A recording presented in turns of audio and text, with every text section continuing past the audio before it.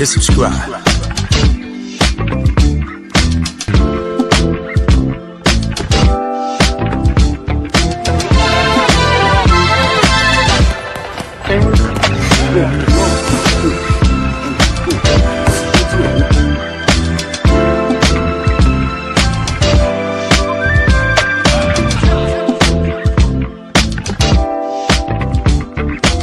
Subscribe to my guy, Uncle D.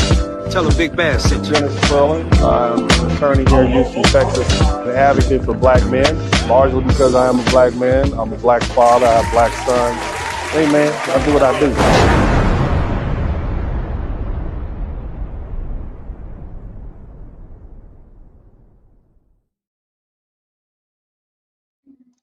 What's up, everybody? Welcome to the broadcast. I want to welcome you all. My name is Dennis Spurling. Make sure you like, share, and subscribe. I appreciate you guys subscribing to the Dennis Spurling broadcast. And as you see at the bottom there, injured in a car wreck, call me. I got a toll-free number for you all. It's easy to remember, 866-LAW-BIG. How about that? 866-LAW-BIG. But anyway, today we're going to talk about, well, let's start with the Haitians going home. And the United States Supreme Court is now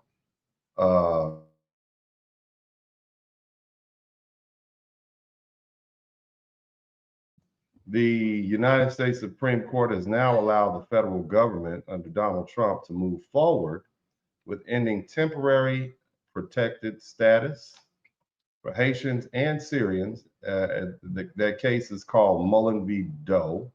And practically speaking, for Haitians, this means about 350,000 people who have been lawfully living and working in the United States under TPS are now exposed to losing that protection and being subject to removal. When I say removal, I mean ICE knocking at your front door, trucks pulling up, handcuffs, lots of people jumping out in a very aggressive manner. Now, before anybody gets emotional one way or the other, I want to take the time to explain TPS and what it actually is. TPS stands for Temporary Protected Status. If you guys can hear me clearly, type TPS. It's not citizenship. It's not a green card. It's not permanent residency. It doesn't give a person a guaranteed path to stay in the United States forever. It's a temporary humanitarian protection created by Congress for people who are having a rough time in their own countries, where the conditions are dangerous, where it's unstable, or just devastated by an earthquake or a hurricane, which is the case for Haiti. And the United States determines they should be sent back at that time. They got to go. And it could be based, it could be based on war, natural disaster, political collapse, extraordinary violence, or other temporary conditions that make return unsafe. Okay, so if they determine that they can't go back, they don't. If they determine that they can, they can. But it's all dependent on the president of the United States, and Congress has given him that power. Now, Haitians received TPS after that really big earthquake back in 2020, and the earthquake devastated the country. It destroyed homes, hospitals, bridges, roads, government buildings, and all the basic things that people need for modern society. So the United States allowed qualifying Haitians who were already here to remain temporarily. It even gave them authorization for work and a reason to avoid deportation while Haiti dealt with the disaster.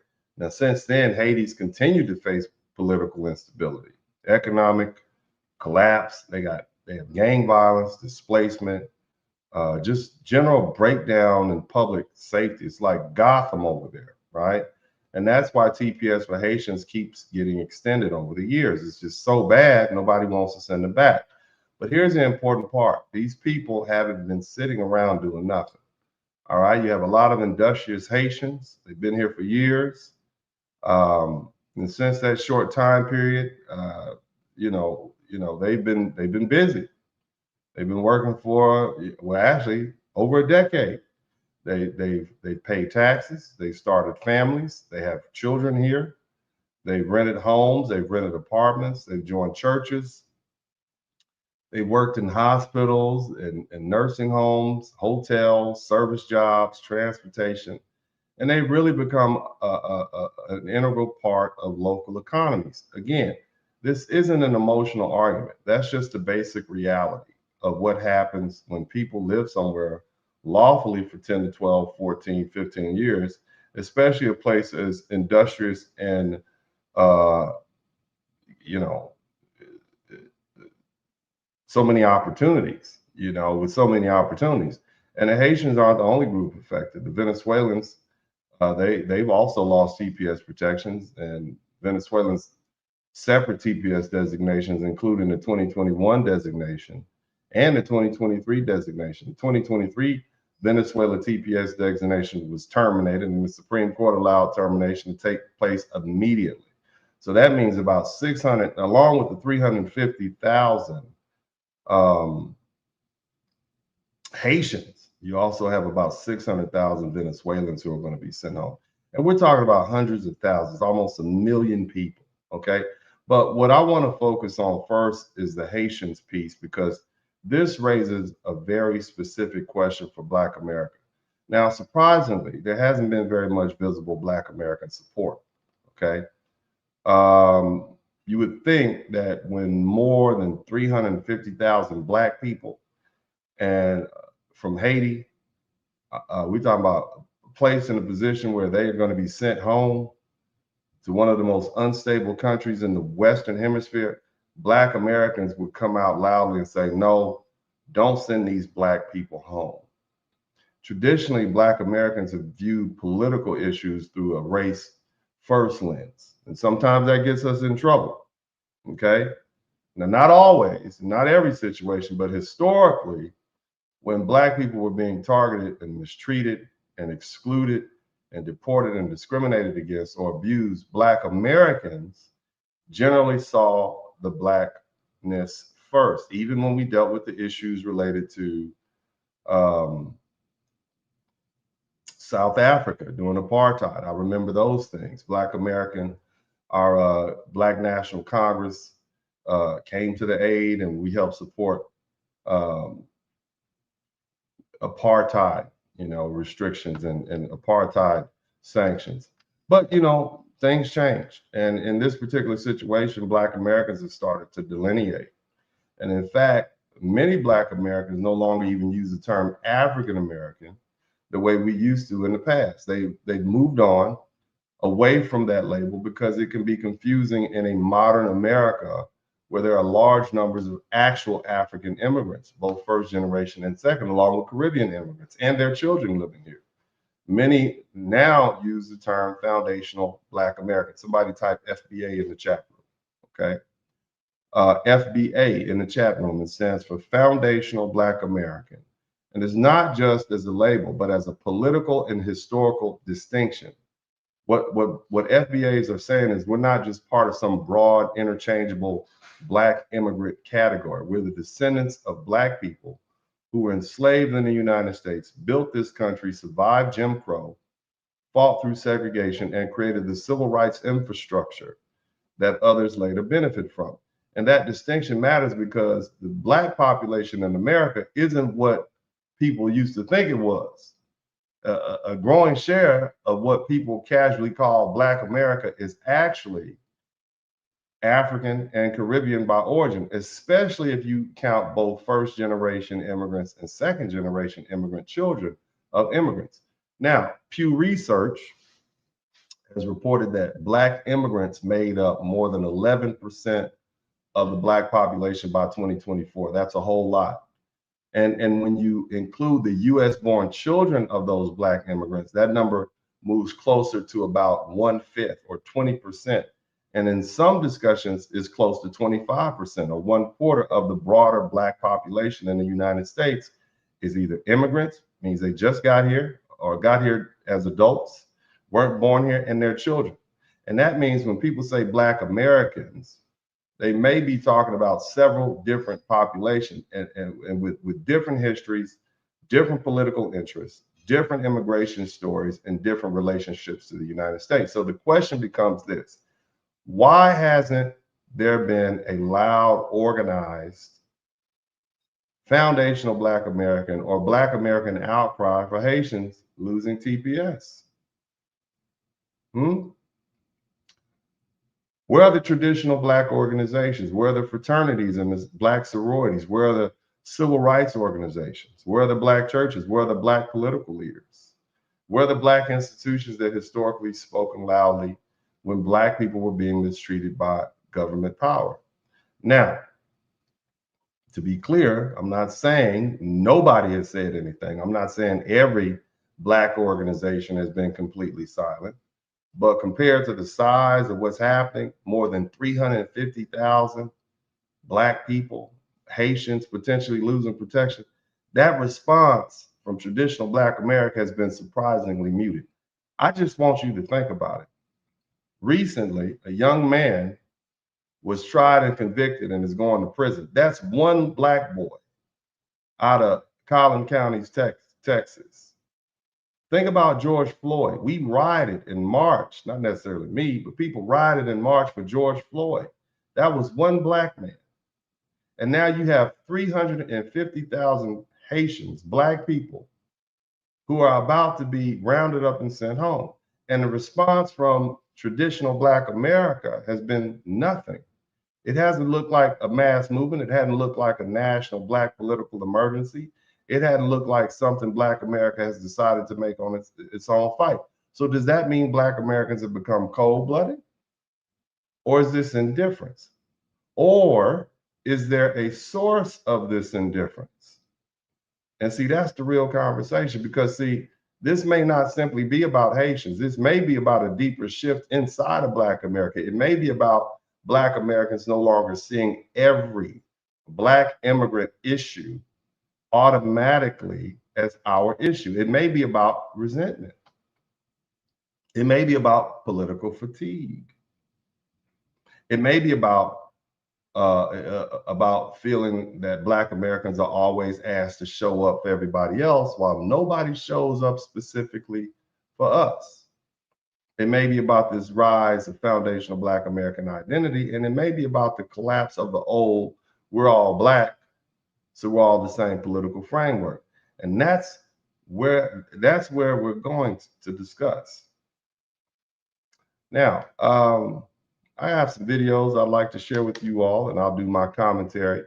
Again, you guys don't owe me anything. As I always say, man, I appreciate you being here. Only thing I would like for you all to do, if you do learn something, I should earn something. But more importantly, I need you all to help me get to 200,000 subscribers. So if you have not subscribed, please go ahead and take the opportunity to subscribe now.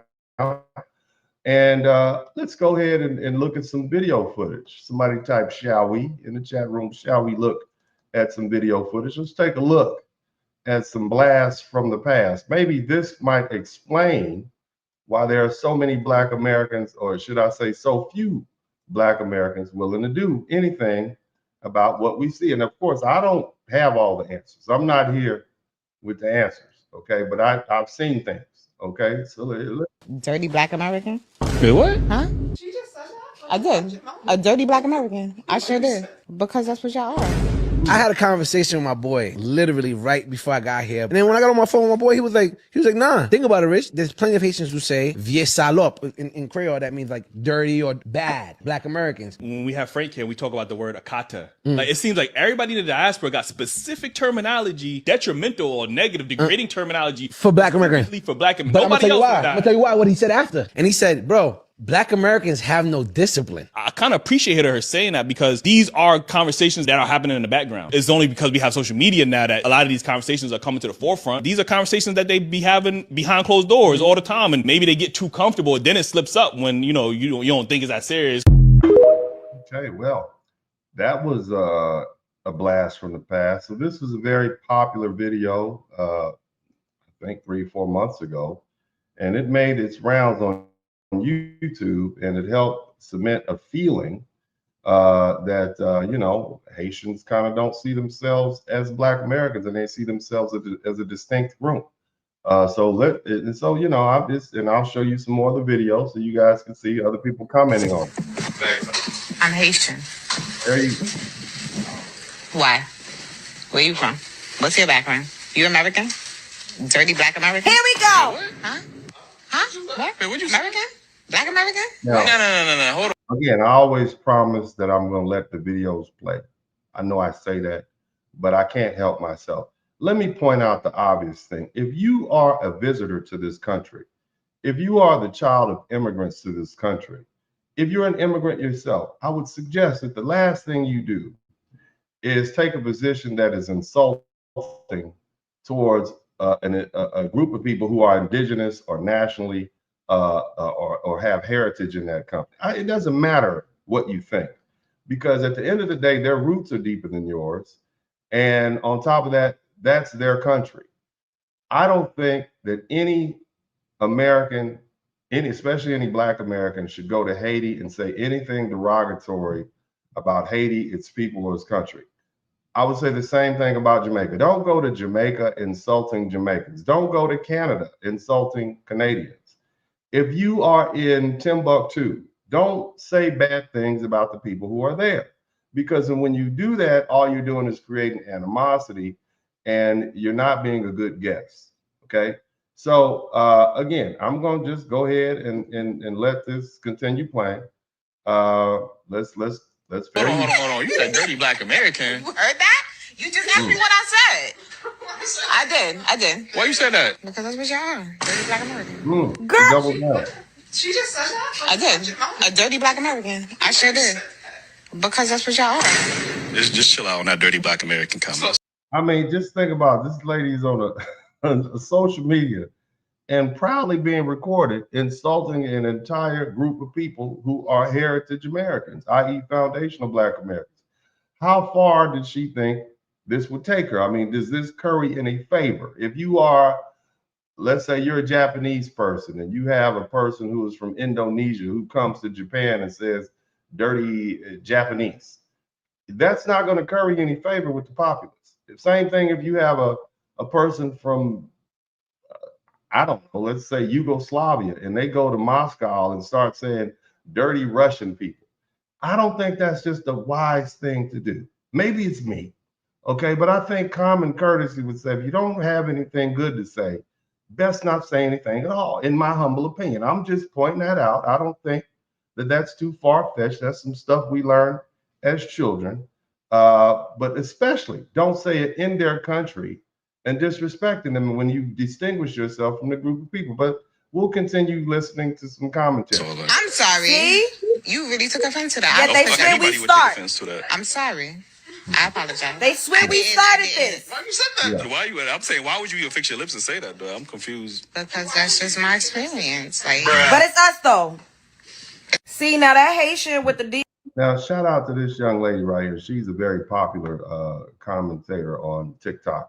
I believe she's in the New York area. So we'll let her run for a minute. And Bull, the bull nose got up there and said dirty black Americans. That's just what y'all are. First of all, you're sitting in America looking like a black American, talking like a black American, or like Sadiddy acting like you're better than somebody.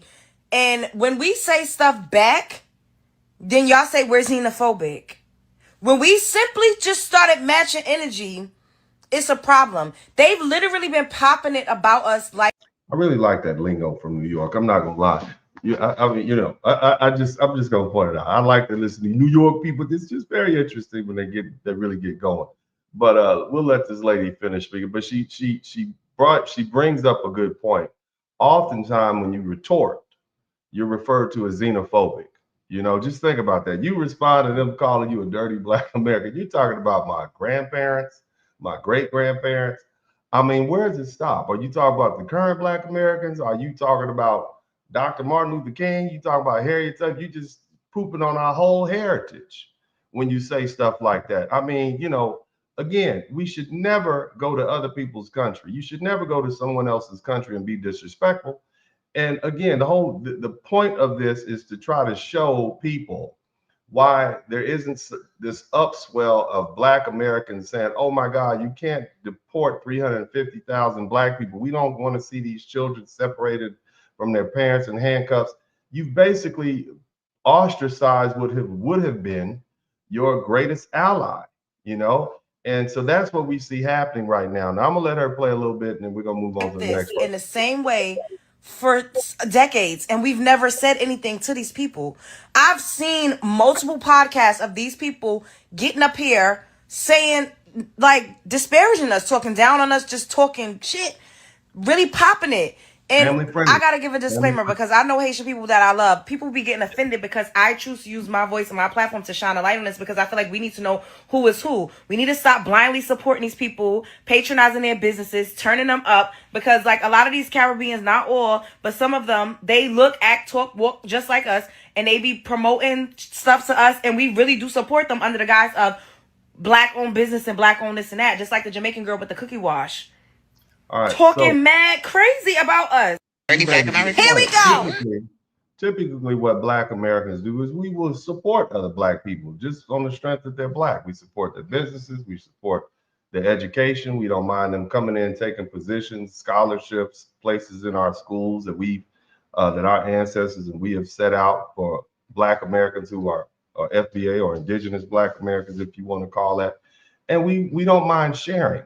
Now, when we see things like this, and again, I don't think there's an issue with every Haitian. I don't think there's any issue with every immigrant, but these are the type of people that make it difficult for everybody. Okay. So again, and if she's accurately representing the internal beliefs, I mean, because she didn't get it from anywhere. I'm sure she heard that from somewhere. That's not something that she just made up on her own. That's something that the collective of Haitians apparently harbor towards Black Americans, and that's very unfortunate, because see, it was exposed at probably the worst time. At this particular time, you probably need as many foundational Black American allies as you get, and now you don't have that. Now I'm going to let this other young lady, who's a Haitian lady, speak. And she's going to try to disavow this young lady, but we'll let this play. Let's let her play.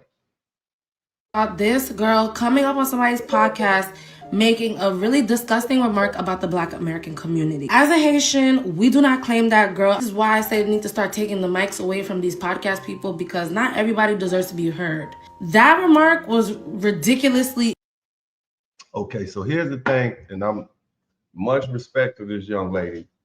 Everybody doesn't deserve to be heard, but if that's how you really feel, if there's a strong contingent of people of Haitian descent or Haitians who feel that Black Americans are dirty Black Americans, you may not voice it, but we can feel it. I mean, there's absolutely no way as human beings you can't detect people that don't like you or have animosity towards you. And I think the collective of foundational Black Americans will tell you, yeah, there has been feelings. We've seen little microaggressions and so on and so forth, but we ignore that. And again, I know there's a lot of Africans and people of Caribbean descent who will say stuff like, well, Black Americans teased us. Well, Black Americans tease Black Americans. Black Americans tease everybody. That's just pretty much what happens. I mean, that's just part of the culture. It's just something you have to deal with. It doesn't make you special. It just makes you part of the group. But I'm going to let her go ahead and finish. But no, you should say how you really feel. I think the problem is not taking the mic away. It's the fact that you said it anyway. Okay. Now, again, I'm sure all groups say stuff like that, but I interact with a lot of Brazilians, and I don't really hear them saying anything about Americans in general or Black Americans specifically. And many of them are Black or of African descent. So, it's not that we're trying to target this one group, but it's just the fact that they're so vocal with it. I mean, you get on a podcast that everybody sees with millions of views, and you refer to foundational Black Americans as dirty Black Americans. That's not cool. And no one would stand for that if Black Americans went to other people's countries and disrespected them like that. But I'm gonna go ahead and let this lady finish. Ignorant, especially during Black History Month. Like, why would you say that during Black History Month as a Black woman? I understand why the Black American community is so outraged by what she said. But I'm gonna say this. Do not make that cause hate in your heart for people that have nothing to do with that. Haitians are not going around calling you guys dirty. We do not be talking about you guys. So all the xenophobic comments that I'm seeing about Haitians eating mud pies, eating cats and dogs, that doesn't make you any better than the girl that just went up on the podcast and said that. If anything, you're stooping to her level, and this is why we're constantly in a cycle of self-hate and just tearing each other down. No. See, here's the thing. Again, what the young lady is trying to say is that, oh, well, we shouldn't respond by saying mean things back to people who say mean things to us. But the problem is, we're not xenophobic, or the person who responds is not xenophobic for responding to the insult. Again, this is our country. How would you feel if someone went to Haiti and began insulting Haitians or calling Haitians out their name? Again, just keep that in mind. This is our country. And unfortunately, there's a lot of Black immigrants from all over who come to the United States and don't fully understand that foundational Black Americans are as American, if not more American, than any other group of Americans here. Okay, I just want you to keep that in mind. Now, again, it's not just that, all right, because, it's not just them calling us names. I want you to, and I'm sure we have some people from South Florida who are foundational Black American. Anytime you bring a new group in, there's always going to be issues. But this I found to be a very interesting segment. Take a listen to this and you digest it as you will. Back in Florida, I didn't understand why when I came. Because I'm like, you Black just like me. Exactly. Why you fighting? But they didn't see us like that. You know what I'm saying? They saw us foreign. Yeah. Until later on, then Black in Florida started to be like, oh, okay, they understand. Get more abrasive. Yeah. Exactly. But at first, we used to get into it with Blacks. Like, why we fighting them? They look just like us. But they already have been programmed to fear us. Exactly. So I don't think anybody is fearing Haitians. I think that Black people fight Black people. So it's not that you were Haitian. It was just the fact that you were there. And here's the thing you got to understand. Typically, when immigrants move to a new country, they live and they move into Black neighborhoods. They're living around poor Black people. Okay? They're living around poor Black people with poor Black people problems. They're not living around the upper echelon. The ghetto, somebody type the ghetto. All right, I'm getting warmed up. Okay, getting warmed up now. Okay, the ghetto is where a lot of these issues happen. Okay, a lot of Black Americans move out of the ghetto. Somebody type, we moving on up. Okay, we moving on up to the east side, and as we move on out, and you have Black immigrants who move in, they have to deal with ghetto problems. So it's not that those Black Americans were afraid of them. I'm absolutely certain they were not afraid of you.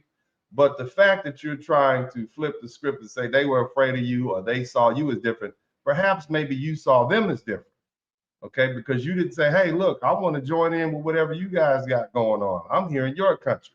Let me fall in. There's an old saying, when in Rome, do as the Romans, fall in.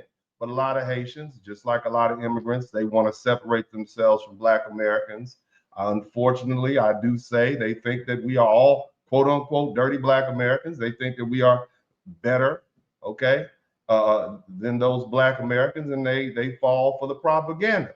And so this is how that goes. And the truth is, they wouldn't do it if they didn't like it. Okay, obviously you like it. I'm just saying, you like having your own team, your own group. It's kind of like the American thing. If it wasn't for racism, we'd have intra-racism. It's always going to be a reason to separate yourselves. But Haitians, being a small population, is probably not a wise idea to do that, especially now.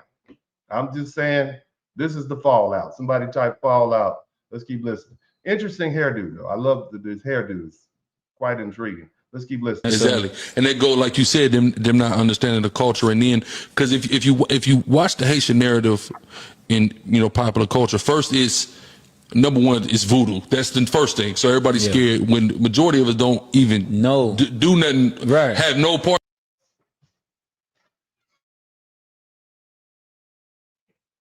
Now,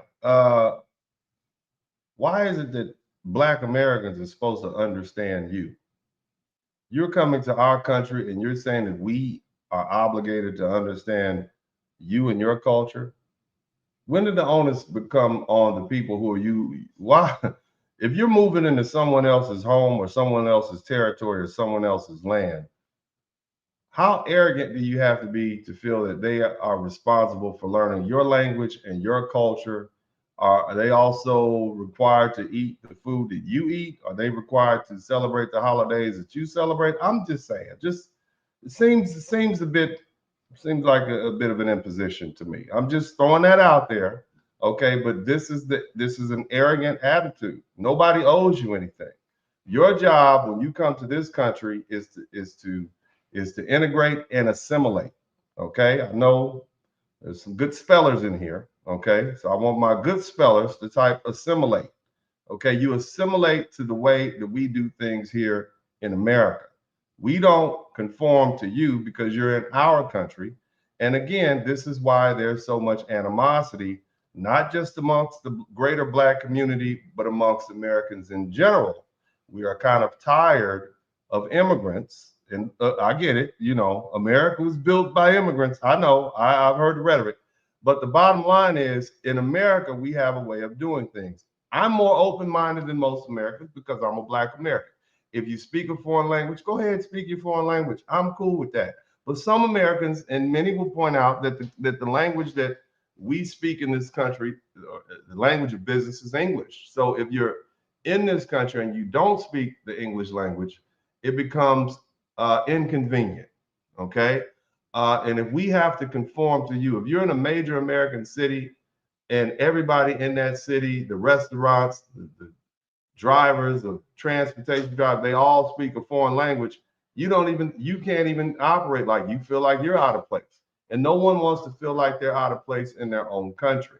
And so this is why, and I'm just saying, if we're going somewhere like Minnesota where they have all those Somalians up there, if I was somebody who's a native Minnesotan, been there for hundreds of years, I can't even go to this part of town because of the signs and the traffic lights and the people, they don't even speak the same language I do. I get it, okay? I'm not justifying xenophobia. I'm just trying to point out if there was some enclave in your home nation where everybody spoke English and you didn't speak English and you felt out of place in your own home, that you would feel a certain kind of way. Okay, that's all I'm saying. I'm just trying to help bridge some understanding here. And again, the greater point is, why is it that Black Americans aren't running to the aid of Haitians? And I'm trying to point out that overall Americans generally are tired of immigrants who come here and don't assimilate. There'll always be a place for people who come to this country and assimilate and work hard and are law-abiding and want to bolster what we have going on here in the United States. However, when you come and don't assimilate, when you actually create obstacles and barriers for other Americans who've been here. That's just what I'm saying, okay? It's a touchy subject, but conversations like this don't help. Right. Then it turns into the killer. Now we're the killers now. Yeah. We're the gangsters. Now everyone's scared of us because of that. Yep. Now it's more, people are starting to understand us more. Everybody doesn't do voodoo. Everybody's not a killer. You know what I mean? You know, we got regular people and, you know, all these various things. You see what I'm saying? So, but the narrative, it had to change. So basically what the gentleman's saying, they brought crime and that was the reputation they garnered early on. Yeah, so there's another issue. You bring your stuff with you and it's not always good stuff. And so that's it. So now we're dirty Black Americans and you got all these mean things you're saying about us. So, when you have people who come on the internet and say, you know what, forget those guys, right? And I'm gonna let this speak for itself. But you got people who say, forget those guys and we don't really care. And you don't see a lot of Black people jumping to the aid. Country's better than yours. That's because we filled it. Home. Get out. We know our country's better than yours. That's because we filled it with our work ethic and our culture and our values. You being here only dilutes it for us, those who built it and live it. And half of you people, more than half of you, won't assimilate. We don't want you. We don't care if you're offended. Get out. Go home. Go back to fucking Haiti. Sorry. Family friends. I'm thinking about our friends in Ohio who've been dealing with these TPS Haitians for years now, who are drunk. Now, I know this is a little racist, Okay, I know it's a little racist coming from her.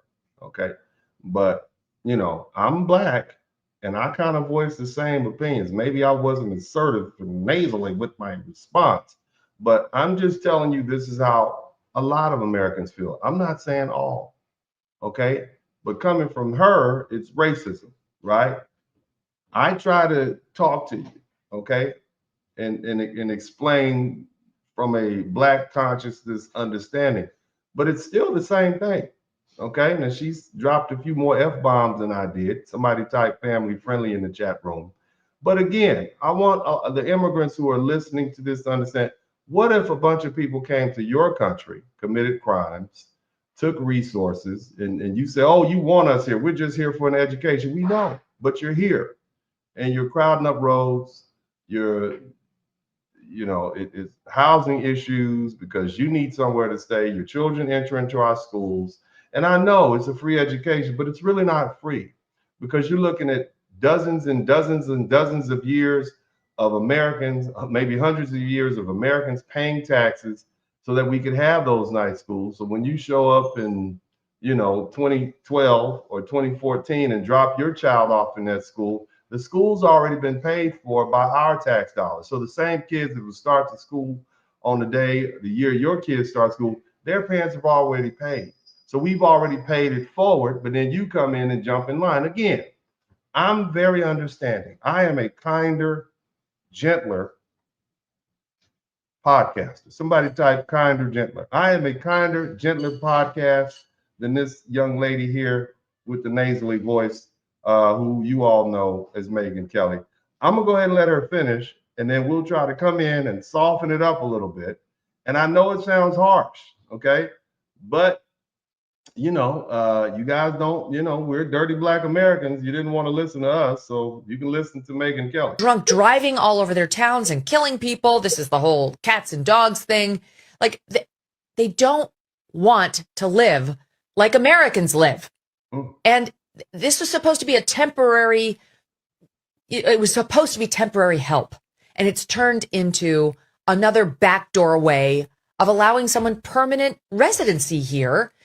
And they take advantage of all of our public services. And yeah, I know. It's easy to dismiss stuff as racism. It's very easy.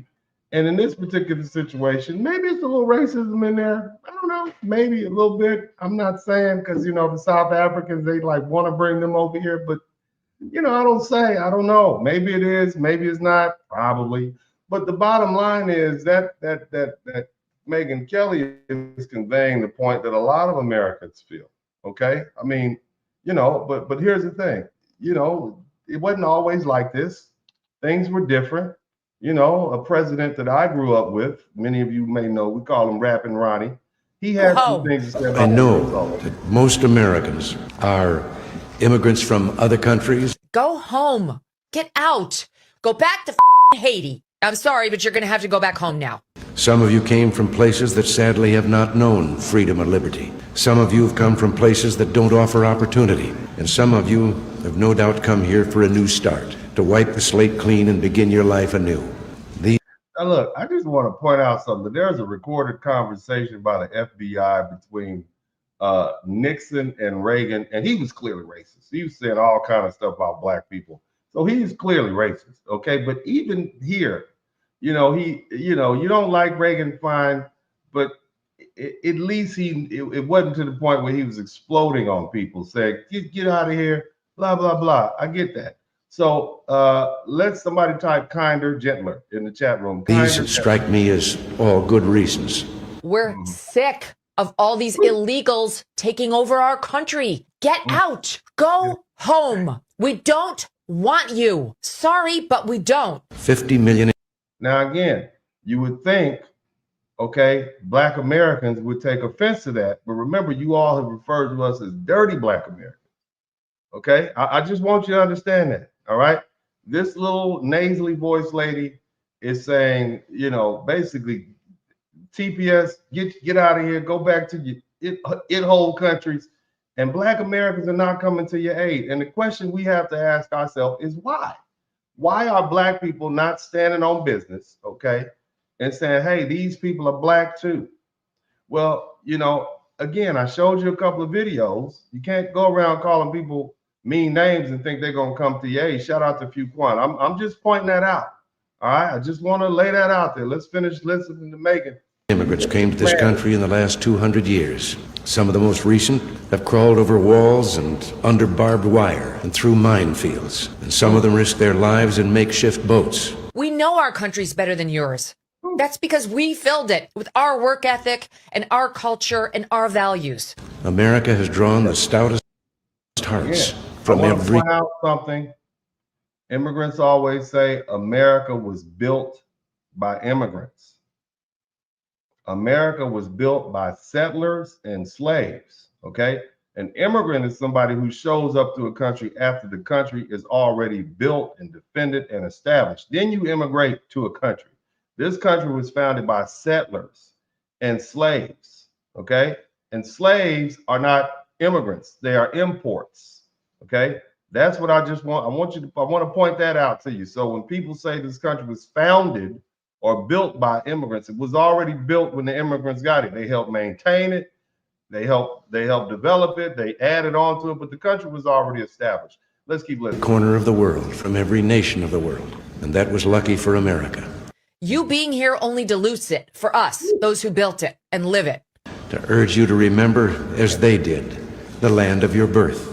Bring to us its culture and its heritage. We don't reject them, we need them. They enrich us. No, we don't want all those cultures, Reagan. We don't want all, some of those cultures are bad. I don't know if you've been watching a lot of these podcasts. We don't want some of the stuff from some of these other cultures. I'm just gonna point that out to you.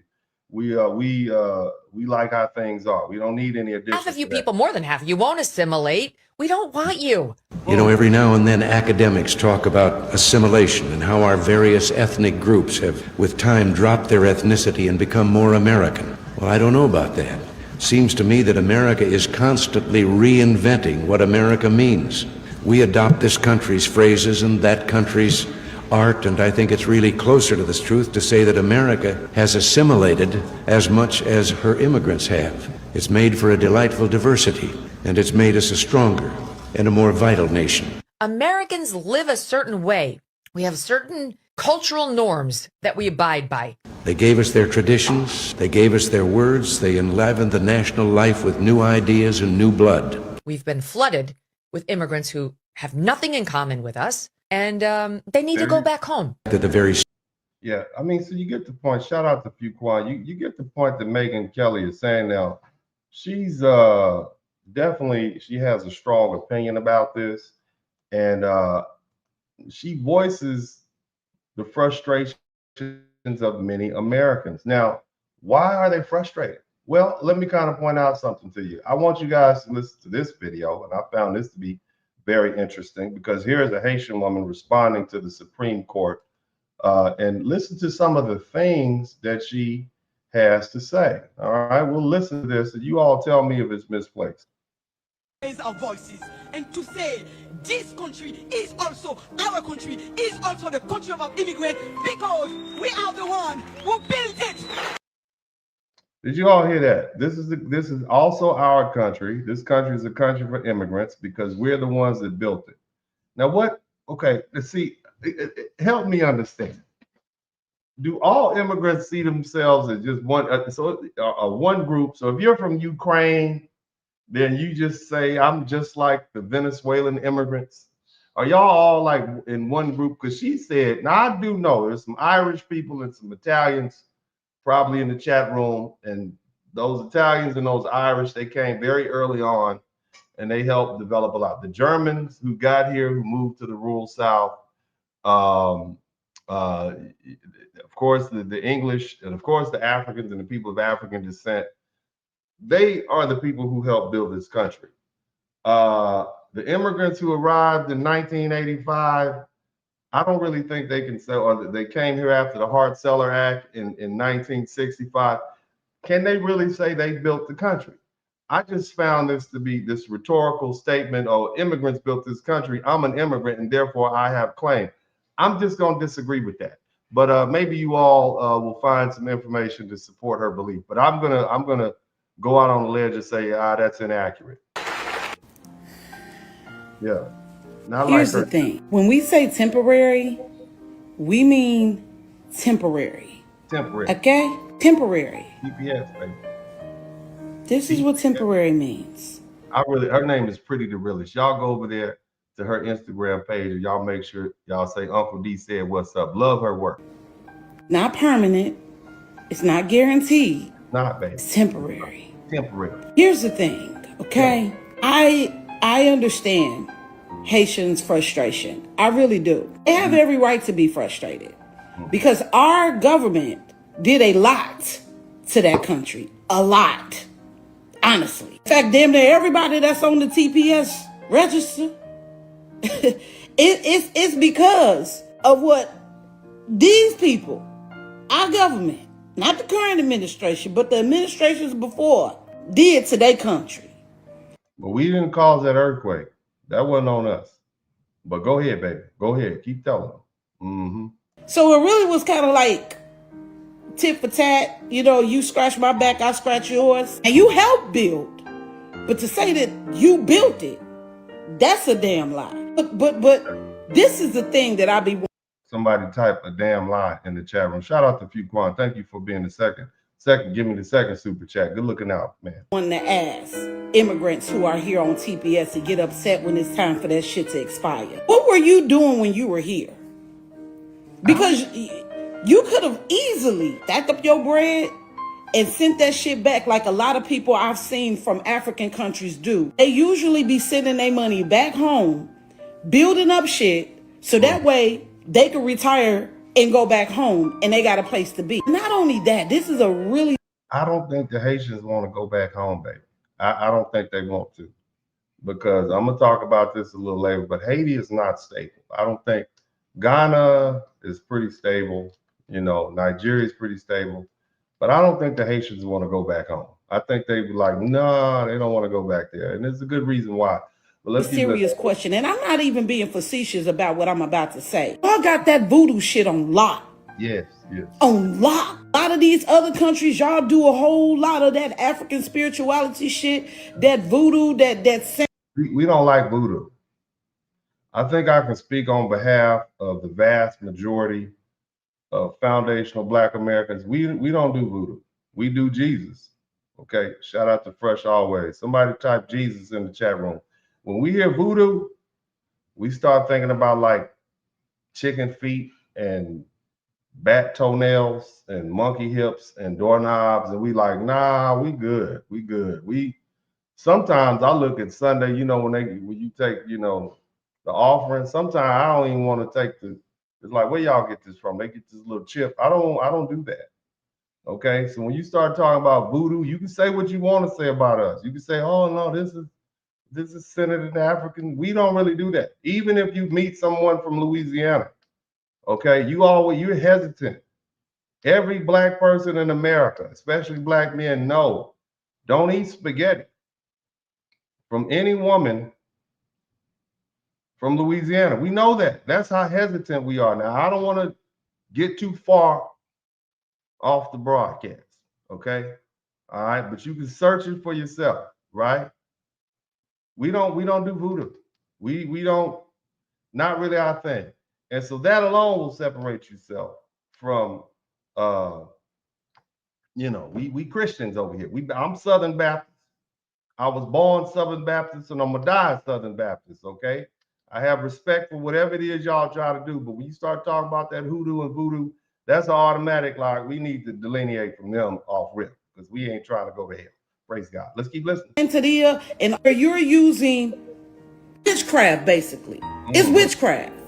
So much so that y'all didn't even came over here and combined it with our shit, which is hoodoo. Hoodoo is not witchcraft. But a lot of y'all combine the two and kind of get it mixed and screwed. At the end of the day, if you got all of this expertise in this practice, I haven't y'all... Shout out to Myron Magnus. He said voodoo seems not to be working. Came together.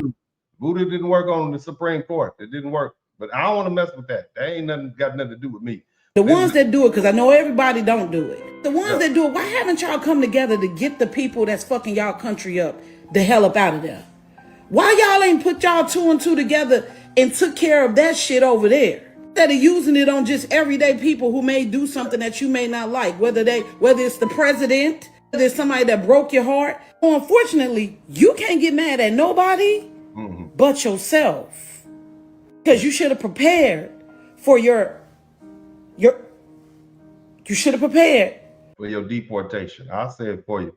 Now, again, we're laughing, and I hope nobody's laughing at these situations, but you know, there's some cultural differences between Black people from the United States of America and Black people from other countries, okay?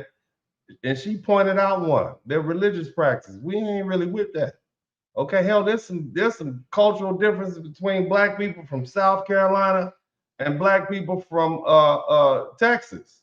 First of all, we don't understand what people from South Carolina are saying. Okay, I have no idea what any of you all are saying. Okay, let me just point that out off rip. Okay, all the people from South Carolina, don't be offended. I don't know what you're saying. Okay, and on top of that, you pulled pork, you pulled barbecue is not pulled pork. Okay, barbecue means a rib with some barbecue sauce on it, grilled on open roasted stove-like contraption, and it turns brown on the outside. Okay, that's barbecue. Not whatever it is y'all put on that sandwich is pulled pork. I don't want that. That's not barbecue.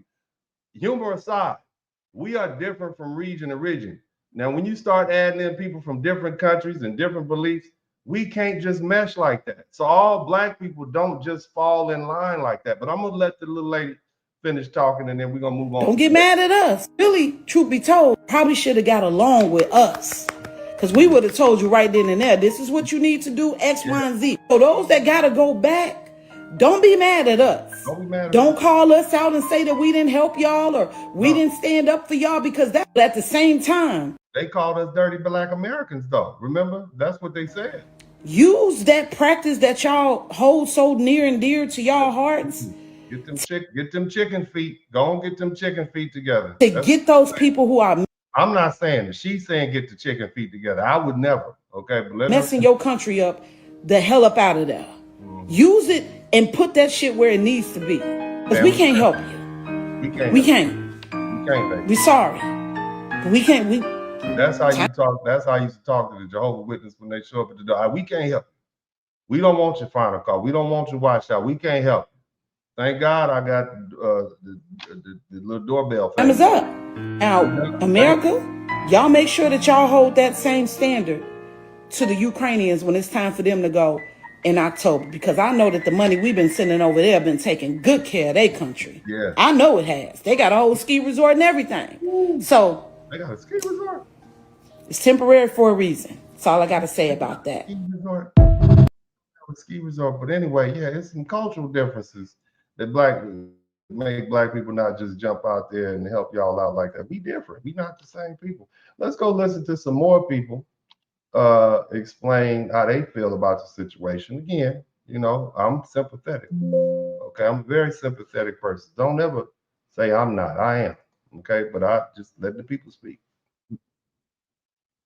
And Syrians, why did you wait 15 years? Temporary means temporary. You waited 15 years, you ain't get no paperwork, you ain't try to get legal, you ain't try to get permanent residence, you ain't try to become a citizen. Y'all see that big earphone in his ear? He's got to be a real estate agent or something. I mean, look at that ear. Look at that earpiece, man. Look at that. I bet he got the cell phone protector on his waist and everything. Y'all know him. Ladies, he's going to tell you if you pull up at the gas station and he's going to say, yeah, it look like you got a timing belt loose right there. He could just listen to your car and tell you, I know him. He ready. That backpack and that hat, that lets me know he ready. Okay? Clearly. Let's keep listening to him. You know what he's talking about. No green card. Temporary means temporary. To all my Haitians and Syrians, I am glad that they're ending TPS because it was temporary. It was never permanent. Now, again, you heard, you know, Megyn Kelly they had a little racism on the bottom of it, but you hear a lot of Black Americans saying the same thing. You know, and you got Black men saying it, you got Black women from all across America saying the same thing. So does that mean they're racist? You know, and the question you have to ask yourself is, why is it so many Black Americans have not endeared themselves to you? Have you perhaps, maybe they considered that you have not been good guests? I'm just pointing that out there, okay? Because I don't see a lot of Black people coming to you. Hey, let's keep listening. The comments I've been getting when I made a video, these folks, especially the white liberal, think I'm supposed to give a fuck about the Haitian and the TPS. Family friendly. Man, I am an American citizen. I'm not Haitian. I'm not on TPS. Just because we have the same skin color, I'm a little bit browner than most of them, but still, that doesn't make us the same race. I am not Black and brown. I'm not a person of color, and I'm not African American. I am a foundational Black American who was born in the United States. Somebody type FBA in the chat room. I'm not Somalis. I'm not Haitian. I'm not Jamaican. I was born and raised in the United States. My parents are foundational Black Americans. These white liberals all over the internet saying, what are you talking about? Y'all Black and brown. I'm not fucking Black and brown. Yeah, you know, a lot of white, I know white folks are confused, but they're Black. You should be outraged that your people are being sent home. And Black Americans like, nah, they don't even like us like that. They don't really fool with us like that, you know, and that's what's really going on. And it's unfortunate. It's truly unfortunate, but it didn't have to be like this. It didn't have to be like that. But, you know, I think a lot of Black Americans would say that a lot of these immigrants from Haiti and these other places have been bad house guests. And that's what you see happening right now. And this is the fallout from that. And they probably never thought it would happen. They probably never thought that this good old American government that, you know, has, you know, invited them over and given them jobs and great opportunities. They thought, you know, they were telling Black Americans that we just need to work harder. Somebody type work harder in the chat room. They said, I think it was more like work harder. They told Black Americans to work harder. That was the answer to everything. But see, you can't outwork this.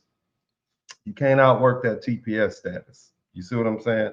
Perhaps, maybe, you know, they say this, there's this saying in the Bible, pride comes before the fall. And you have to be extremely prideful to tell a group of people who've been in this land for over 500 years that they don't know what they're talking about. And the simple answer is to just work harder. I would argue that nobody has worked harder than foundational Black Americans from the time we got off the boat until right now.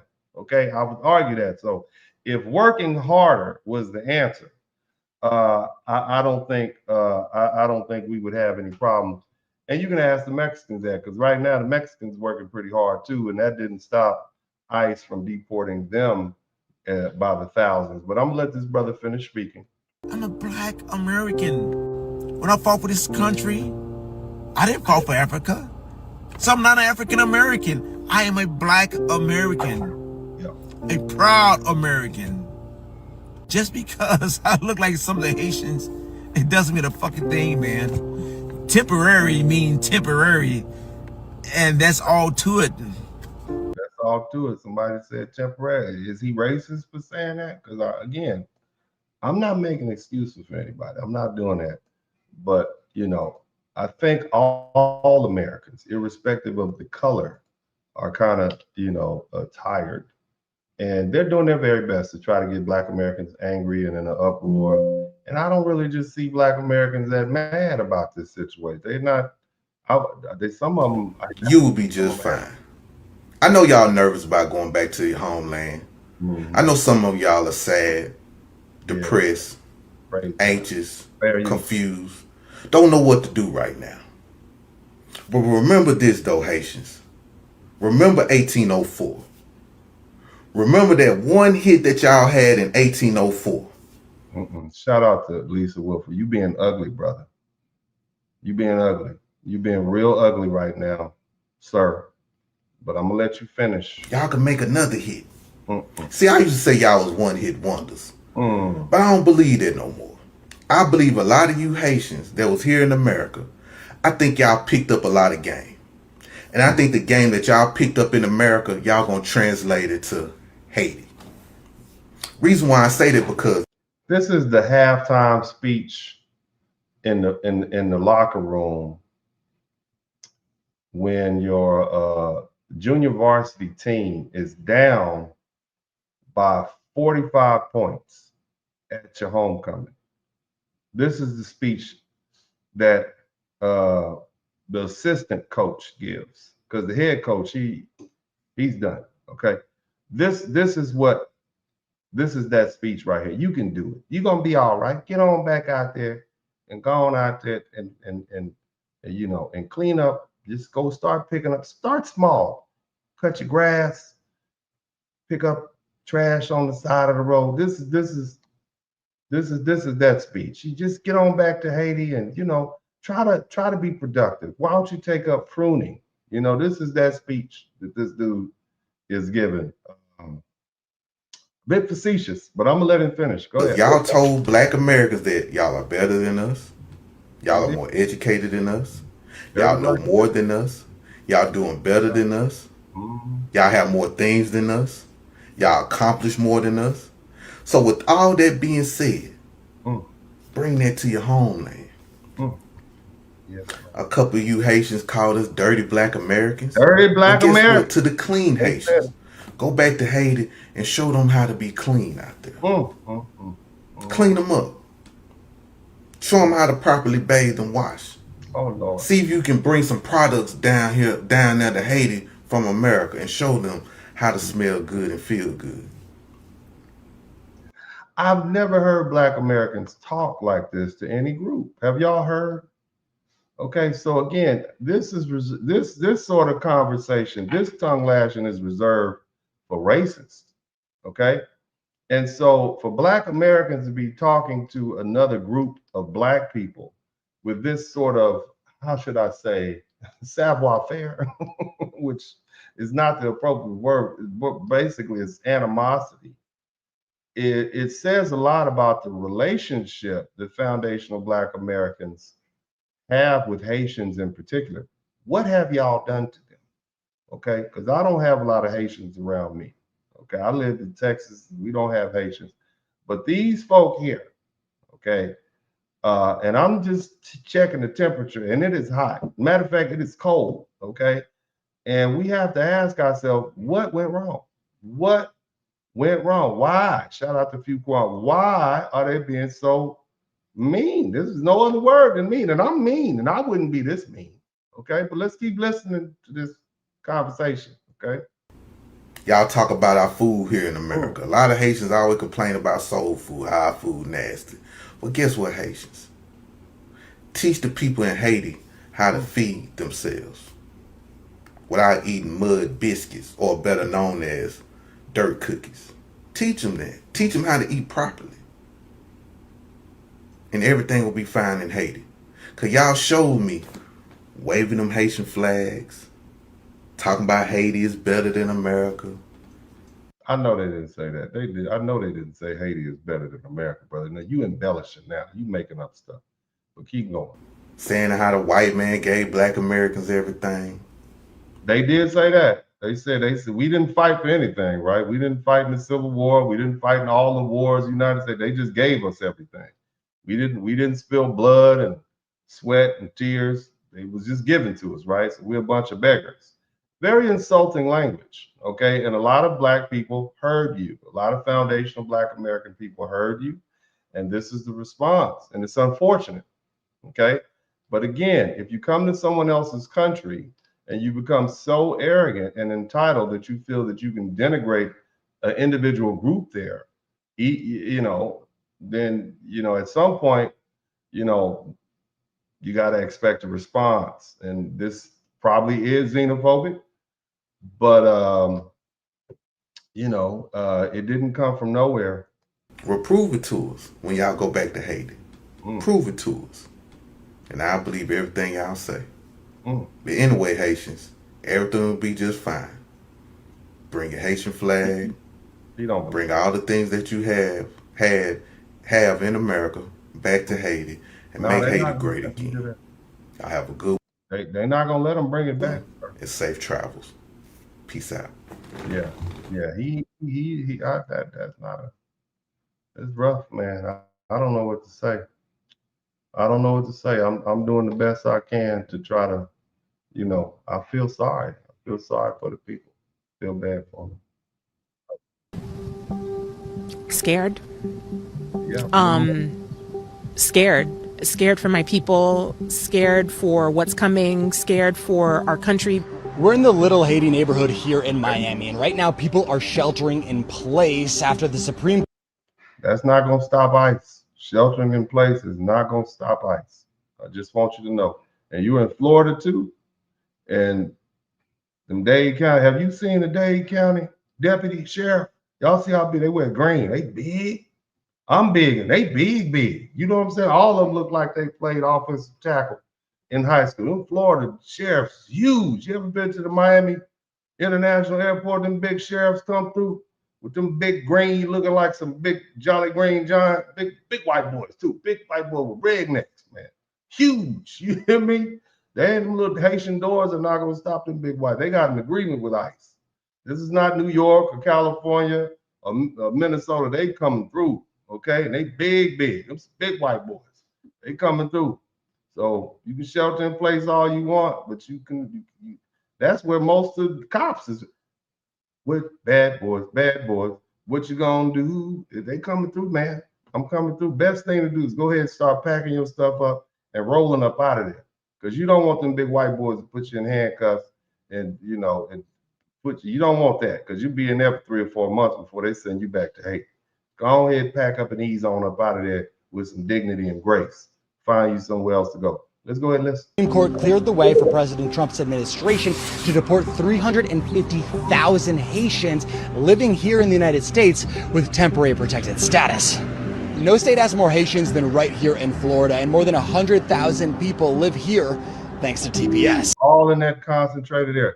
They got the wrong memo. Okay, shelter in place is like for hurricanes. Okay, this is not a hurricane. Okay, this ain't a hurricane. This is not that type of. Well, you need to dip and run. Y'all talking about shelter in place? No, dip and run. Somebody type dip and run in the chat room. This ain't a shelter in place situation. Okay, and now this dude on TV snitching. We got 100,000 right here. You know this little white Cuban dude is like, we got 100,000 of them right here. Most of them live right here in Little Haiti. They're right there. I see them. They're right over there looking at me. They're playing dominoes right now. You can hear them if you listen close. You can hear them say things like "Sapphire say." You can hear him right there, right? So he's snitching. You just come right to their neighborhood and you just told everybody where they are. You're not helping, sir. I don't even feel like he's serious with his little Apple Watch on and little tight, skinny jeans. You are not helping the situation. Okay. I think the community is right now wrought with fear and uncertainty. It's a very chaotic moment because now people don't know what to do. They don't know where to go. The impacts of this decision are widespread, from the children of parents who were here legally up until this decision, thanks to TPS. He's a little too eager. He's a little too eager. They're right here. The parents are here and the children are here. Okay, they're all here. He's snitching. Who is this man? Find him on Twitter and tell him to stop snitching. Get him a stop snitching t-shirt. Children will suffer that. They are not going to take them to the daycare. They are not going to take them to school. They are not going to take them to summer camp. And that's going to be very, very difficult for the families. To the thousands of senior Floridians who are receiving elderly care here in Florida thanks to workers with TPS. You can catch them at their jobs, helping the elderly. You catch them down the street, just push that wheelchair out the way and just snatch the Haitian. That's what he said. He's snitching. That's not help. Some people don't help. He's not helping. There is no one who benefits from this decision. No one actually benefits from this decision. And one. I would disagree. I think Americans generally believe they're going to benefit. But this little white Cuban right here, he right where they at too. This is where they have the parade right here. This is where they walk by on Haitian Independence Day. You're not helping, sir. You're not helping at all. Haitian American priest who we spoke to is sending a clear message to President Trump. He needs to demonstrate some kind of humanity in stopping that and also looking at them in a different. You asking Donald Trump to demonstrate some humanity? Did you not know he just bombed the hell out of Iran? Did you not know our president kidnapped the president of Venezuela in the middle of the night, like for Valentine's Day? Did you know that? And presented him to him gift wrapped to Melania. I don't know, sir. I think you got the wrong president, sir. Eyes. Yes. Not look at them as threats. Do not look at them as strangers. Do not look at them as illegal people. But look at. He's looking at them as TPS, and the T in the PS has expired. Okay, that's what happens, sir. At them as human beings. Yeah, the protected part. The T and the P have expired. There's no more temporary and protected. Okay, it's matter of fact, it's just temporary at this point because protected is gone. But yeah, you telling President Trump, and here's the cold part about it. This is what a lot of Americans voted for. I don't think y'all realize that Trump said exactly what he was going to do, and folks voted for him anyway. What does that tell you? And you saying he's doing what he was asked to do. Now I'm gonna play another video or two, and then we're going to get back to the regularly scheduled program. Trump administration to end legal protections for migrants fleeing violence and natural disaster in Haiti and Syria. And that move now puts hundreds of thousands more people at risk for deportation. Local 10's Christina Vasquez is live. She's in Miami with reaction. Christina. Advocates for TPS Haiti say at the intersection of this decision are human lives, adding that their fight is not over to keep them safe. News of the Supreme Court's decision rippled through members of South Florida's Haitian community gathered at Miami City Hall to protest the city's agreement with Immigration and Customs Enforcement. All of these battles are intertwined. My people, they can't go back. They gotta go back, baby. They're gonna go back. I know you're saying they can't go back, but yes, they can. They got airplanes that's gonna take them back. So I feel sorry for you. I do. I'm empathetic. Somebody type kinder, gentler Uncle D in the chat room. I'm a kinder, gentler Uncle D. Okay, that's what I am. I am kind. It's real.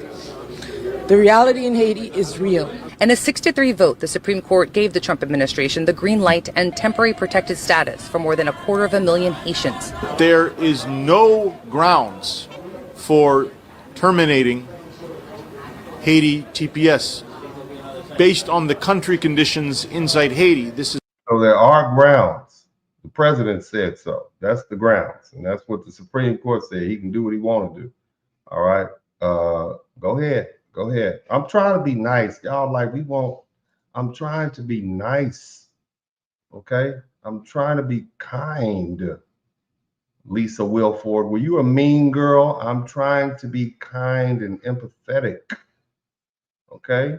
Don't be ugly. These are people who are hurting. Okay? So we're trying to be I'm doing my best to be understanding. Okay, I ain't crack no jokes. I'm trying to be straight line with this. And you I like to mean, don't do that. Don't do that. It's Sunday. This is God's day. Okay, we'll do this like Monday evening. We'll get back to being mean. We're being sensitive right now, Lisa Wilford. Okay, I'm gonna get back to this gentleman speaking. Somebody type kinder, gentler Uncle D in the chat. absolutely absurd. But with the State Department Level 4 do not travel advisory still in place for Haiti, TPS Haiti advocates say the Supreme Court's decision is cruel. They described forced deportations to the gang-riddled nation like a death sentence. I would not say we would likely going back. We're going to stick together.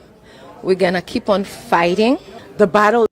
Baby, don't stick together. Y'all got to break up. You got to break up. Maybe somebody go to Utah. And some other people maybe try to go to New York. Do you have any friends? Don't want to stick together. You want to separate, baby. Okay? That's the bad strategy. Okay? You don't want to be all in one place. They just pull up on you. Okay? Let's keep listening. It's not over. It's over, baby. It's So over. you may hear that the battle is not over and think to yourself, a Supreme Court decision sounds pretty final, right? But in a long arc of U.S. history, you will see that. You will see that it's over. That's what it is. But anyway, let's go ahead and get, and the whole point is this. Why is it that Black Americans have not mobilized to come help our Black Haitian brethren and sisters? See, that's the question. Now, let's talk about the factual reality. Haiti isn't stable. Haiti doesn't have a stable government in an ordinary sense that Americans understand government. On April 16, 2026, which is only a couple of months ago, the United States State Department warned Americans not to travel to Haiti because of crime and terrorism and kidnapping and unrest and limited health care.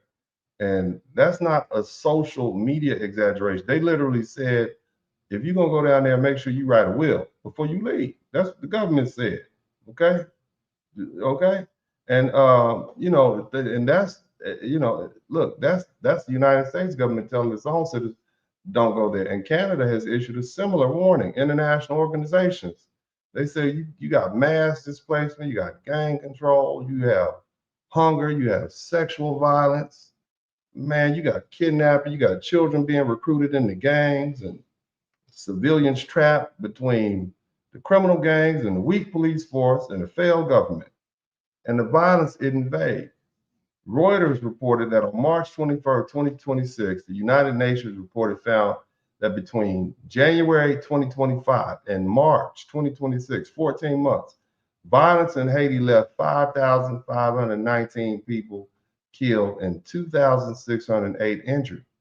That same report stated that gangs controlled areas home in 4 Haiti. So 1/4 of the country is controlled by the gangsters.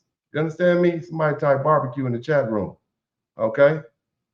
And the UN reported also identified, shout out to Fuquan, the UN report identified 1,578 rape victims, including 165 kids. Not even the kids are safe. The gangs are just horrible out there.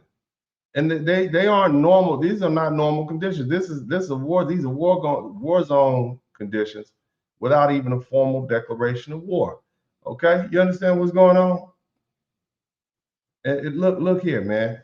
The sexual violence has to be said plainly. When international organizations talk about gangs using sex violence to spread fear, that means women and girls are being raped as a weapon of control. Shout out to Zach. And that means children are being victimized, and that means families are being destroyed before they ever even reach the courthouse or school or job. I want you to think about that.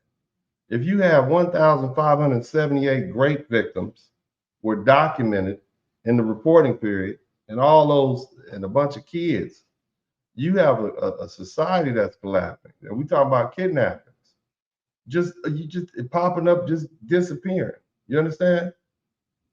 You see? And so when someone returns from the United States with an American accent, American habits, American clothes, or appearance of access to the U.S. money, that person can look like a walking ransom note.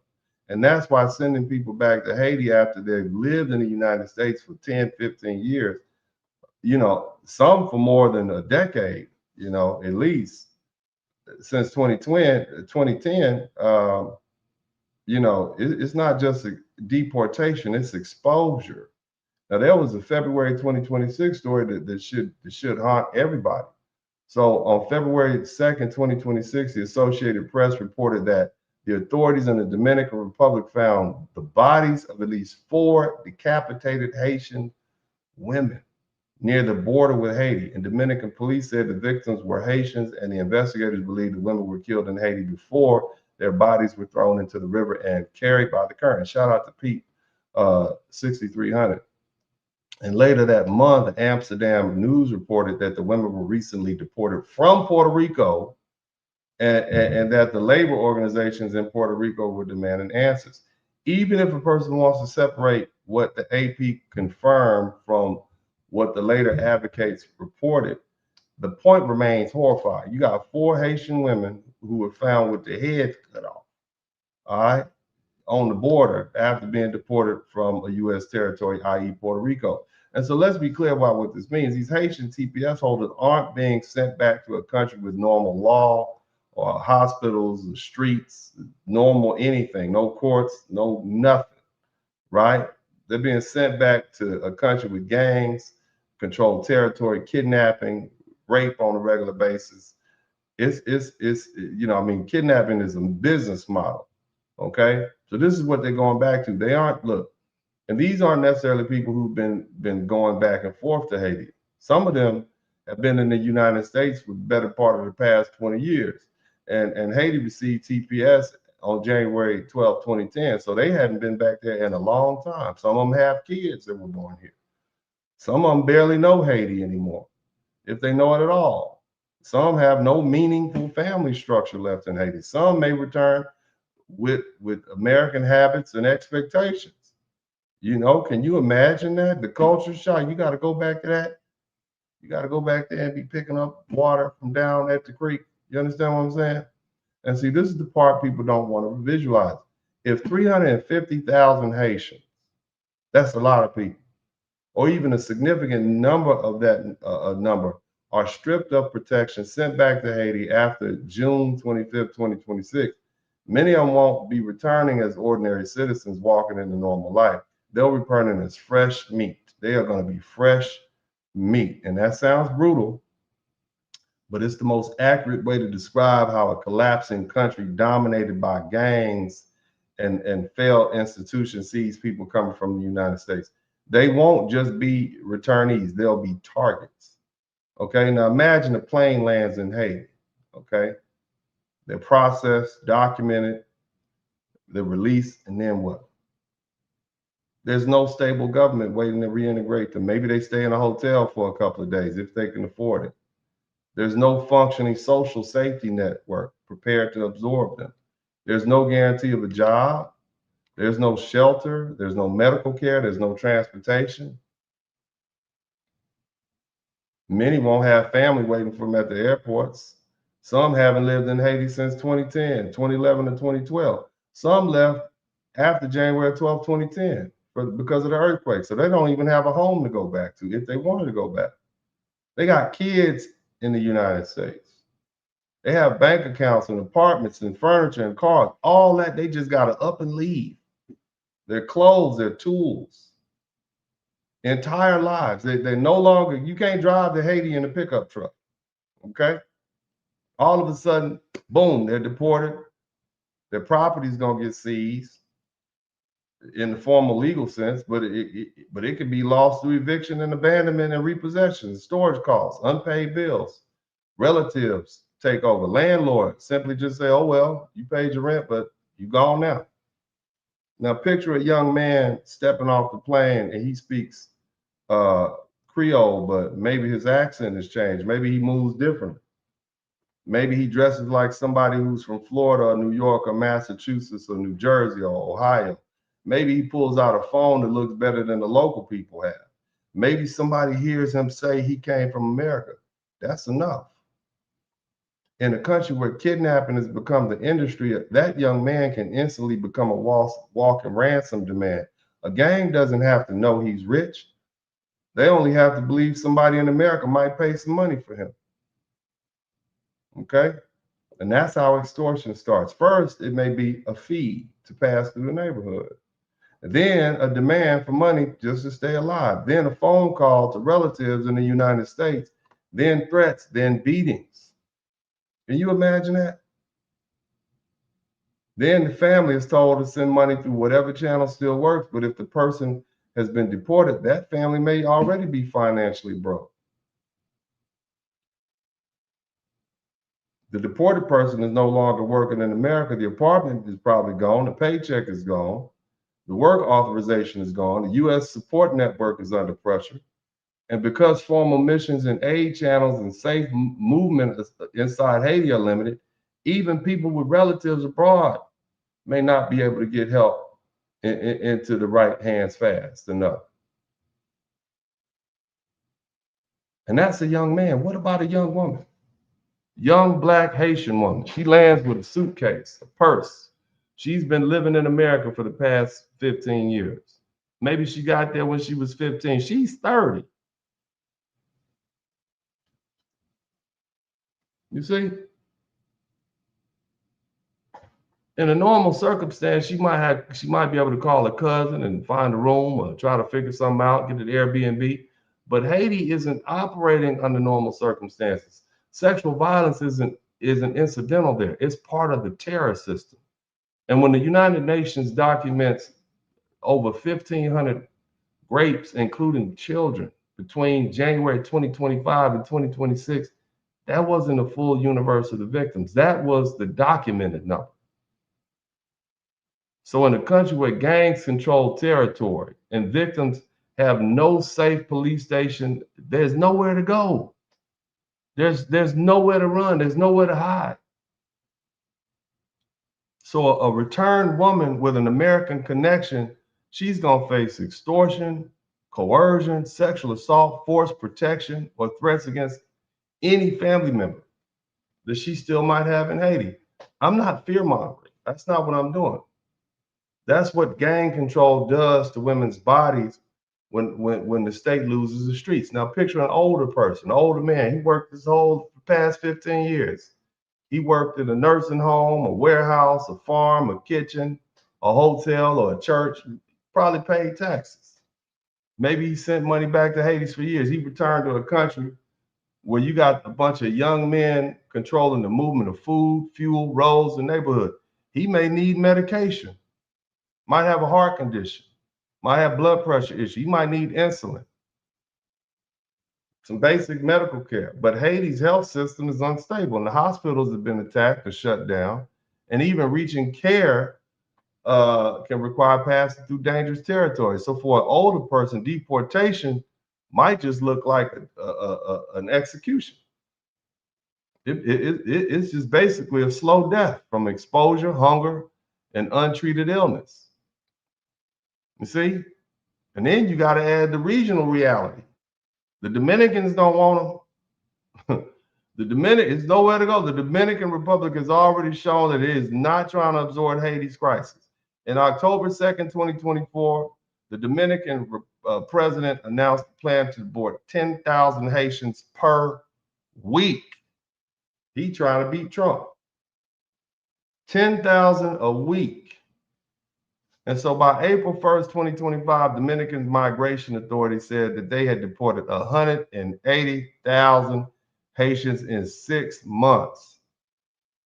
By May 5th, 2025, the Dominican government reported 119,000 deportations in the first 4 months of 2025, including 311 in January alone.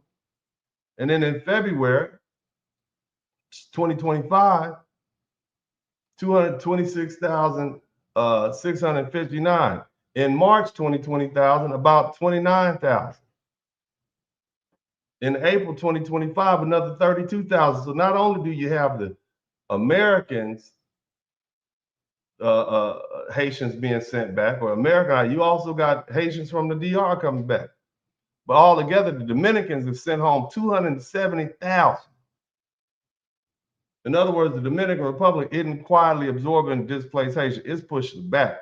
And the DR has gone even further. In May 2026, the DR reportedly agreed to accept a limited number of third world deportees from the United States, but no Haitians. So we'll take Venezuelans, we'll take Colombians, don't send any Haitians over here. And that tells you everything. Even when Caribbean governments are willing to cooperate with the U.S. deportation arrangements, Haiti is treated as an exception. Haiti is too unstable, too politically sensitive, and too dangerous. So where are these people supposed to go? In theory, the government can say they should return to Haiti or find some other lawful status. In reality, many will have nowhere safe to go, nowhere realistic to land. Nobody wants Haitians. Okay? No receiving society wants to absorb it. And I'm not just talking about the DR. You have other Caribbean countries that don't want them. There were several Haitians that landed in Jamaica. They just sent them back. They landed in a place called Portland in Jamaica. The Jamaicans sent them back. You see? Bottom line is when people say send them back, they need to say they need to say the rest of it. Send them back to gang checkpoints. Send them back to ransom calls. Send them back to neighborhoods where they armed men decide who passes and who disappears. Send women back to a country where where rape is used as a weapon of control. Send children back to a country where children are recruited in the gangs. This is what we send them. Y'all come here for the truth. I'm gonna give it to you. However you feel, whatever you feel, that's fine. I'm going to lay it out for you to understand, right? That's what I do. This is what we sending them back to. And we can kiki and caca and laugh as Foundation of Black Americans because they called us dirty Black Americans, but them girls are going to get raped when they go back. Those men are going to get extorted. When you send these Americanized Haitians back, they're gonna get kidnapped. And and look, having relatives in the United States is not gonna save them. They are fresh meat. That's what that means. It means deportation doesn't end at the airport. The danger begins after the plane lands. The danger begins when the processing is over and when the crowd thins out. When the person has to figure out where they're gonna sleep, how they're gonna eat, how they gonna move, how they gonna hide. You go from shopping in the Dayland Mall, or living in Fort Lauderdale, or hanging out in Brooklyn, New York, and now you back in Haiti. You back in Port-au-Prince. All of a sudden, with no money, no cell phone, no nothing. And if we talk about 350,000 Black people, hell, if 50,000, 25,000, think about that. That's a massive human, that will be a mass human vulnerability event. It will be an infusion of deported, Americanized, isolated, desperate people in a country where gangs, extortionists, traffickers, and predators are already looking for leverage. That's the practical consequence, not policy, not theory. That's fresh meat. I'm just saying that's what's going on. Now, before we go any further into the politics of Black American silence, somebody type we're resting. I want y'all to type we're resting. I respect it. I'm just giving you the information like you need to hear it, so you can have a full scope of what's going on. But before we go into any more of that, I want to really take the opportunity to break down this lawsuit. If you guys will bear with me, I'm not going to read the whole thing because I don't want to bore y'all to death. But I do want to kind of introduce you all to what a Supreme Court opinion looks like, if you don't mind. So what I'm going to do, if you will indulge me, please, and I used to read a lot of these back when I was a baby lawyer and a law student. You let me know that you can, when I pull, I want to make sure you guys can see it. Hopefully, let me see.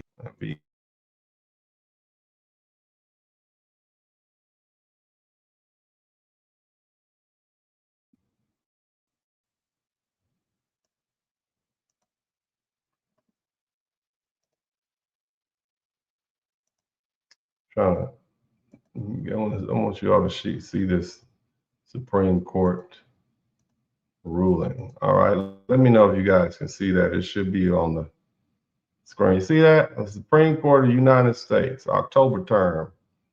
Now, and I'm not gonna just keep it up here, but I want to kind of let y'all. This is what it's pretty. This is about. This is 49 pages long. Of course, I'm not gonna sit here and read it, but I did go over it. I want to read some of the interesting parts. Okay. Shout out to Florida. Thank you so much.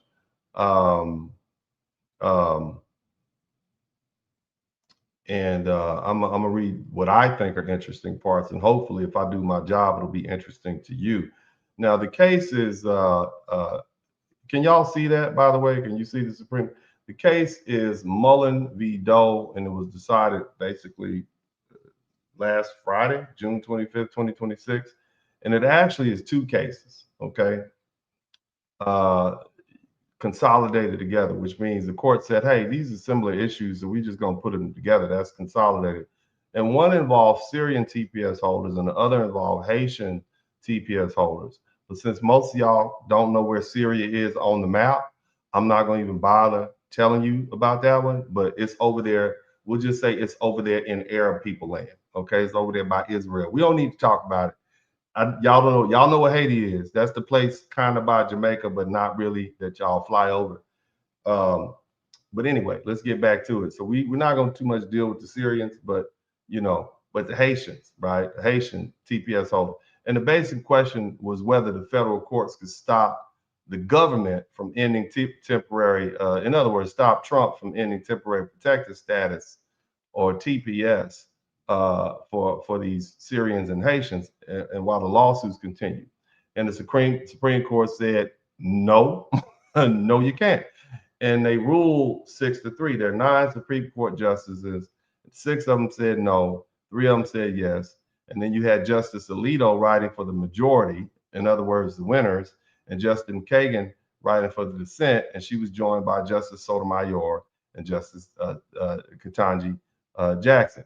And the split was sharp, straight down ideological lines. And the majority treated this like a statutory power case. Like there was nothing emotional about it. But the dissent, okay, Ketanji, okay, and Justice Kagan and Justice Sotomayor, right? They treated it like it was a human catastrophe mixed with legal violations. And so the background is simple. Congress treated TPS in the 1990s, or created it in the 1990s under Bill Clinton.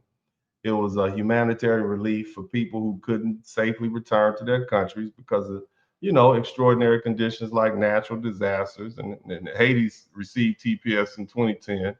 And that was after that earthquake that killed hundreds of thousands of people, hundreds of thousands, and destroyed property and made the living conditions horrible. Okay.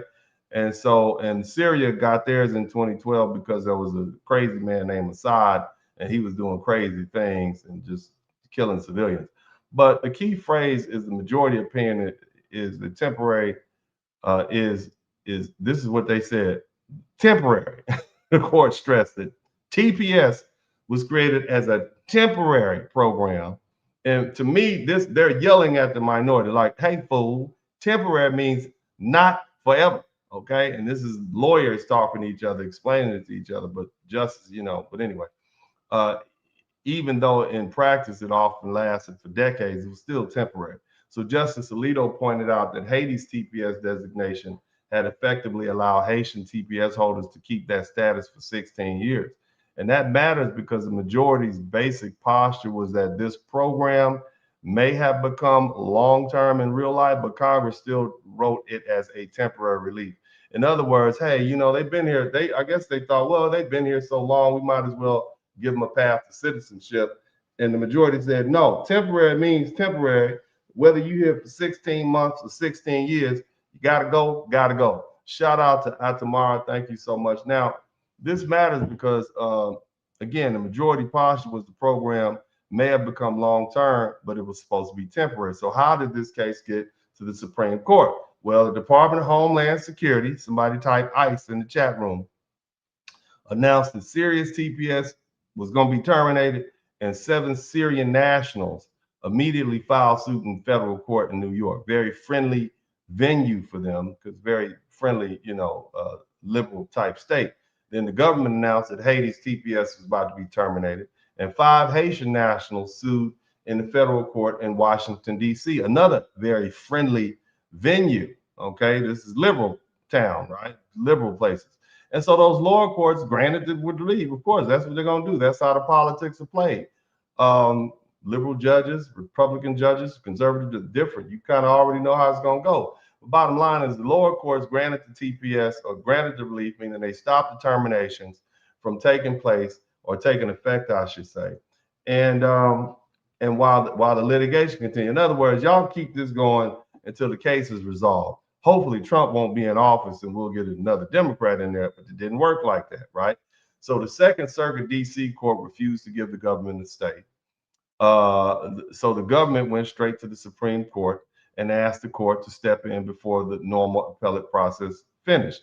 In other words, the government said, hey, we don't want you to honor that lower court's decision. We want you to stay that and don't make us stop. We want to go ahead and get these people out of here. We only got 4 years. So and the government said, nah, the Second Circuit said, nah, we're not gonna let you do anything. And so they appealed that to the Supreme Court because they want to get these people out of here. Okay, and that's important. And this wasn't a slow, ordinary appeal after a final judgment. This was certiorari before the judgment. So we haven't even tried the case yet. We're gonna get these people out of here. Okay. And the Supreme Court jumped in early because the government said the lower courts were blocking immigration policy and interfering with the executive branch's authority.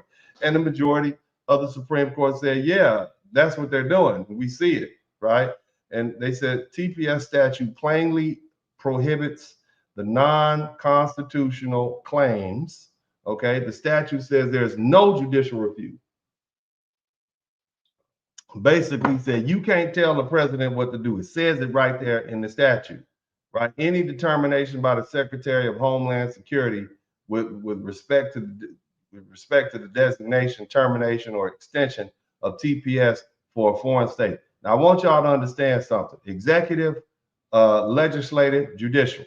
3 branches of government. Not trying to give y'all a lesson, but Secretary of Homeland Security falls under the executive branch. So if you're trying to stop the president, if you're trying to stop the Secretary of Homeland Security from doing something, then you're basically trying to stop the president from doing something. So you're in violation of the separate branches of government institutions that we have set up. Now, the majority read the language broadly, not narrowly. And Justice Alito said, this is clear. You can't tell them what to do. It's plain. What's wrong with you? Why are y'all tripping? We got you. It's over. And that's the court's way of saying these lower courts, you had no business getting involved in this in the first place. Okay. Shame on you. That's basically what it says. So the majority also rejected the argument that the courts could at least review whether the secretary followed proper procedure. They said, no, you can't touch it at all. Get on, mind your business. Okay, the majority said no. So this effectively says you let us find out you keep fooling with this man and the CPS again. Do it again. That's basically what they say. Do it again. Okay. And so and I'm gonna take this off the screen because I know y'all don't want to see that boring case. But so that's basically what they said. Now Justice Alito basically said that the secretary did something that abused Congress. Abuses the Congress should deal with it, not you. Okay, and that's the cold legal answer. And the court's message was not every abuse is for the court to fix. It's not our problem. Yeah, it's abusive. You sending these people back to a gang zone, there's going to be a lot of graping going on, but that ain't our problem. Talk to Congress.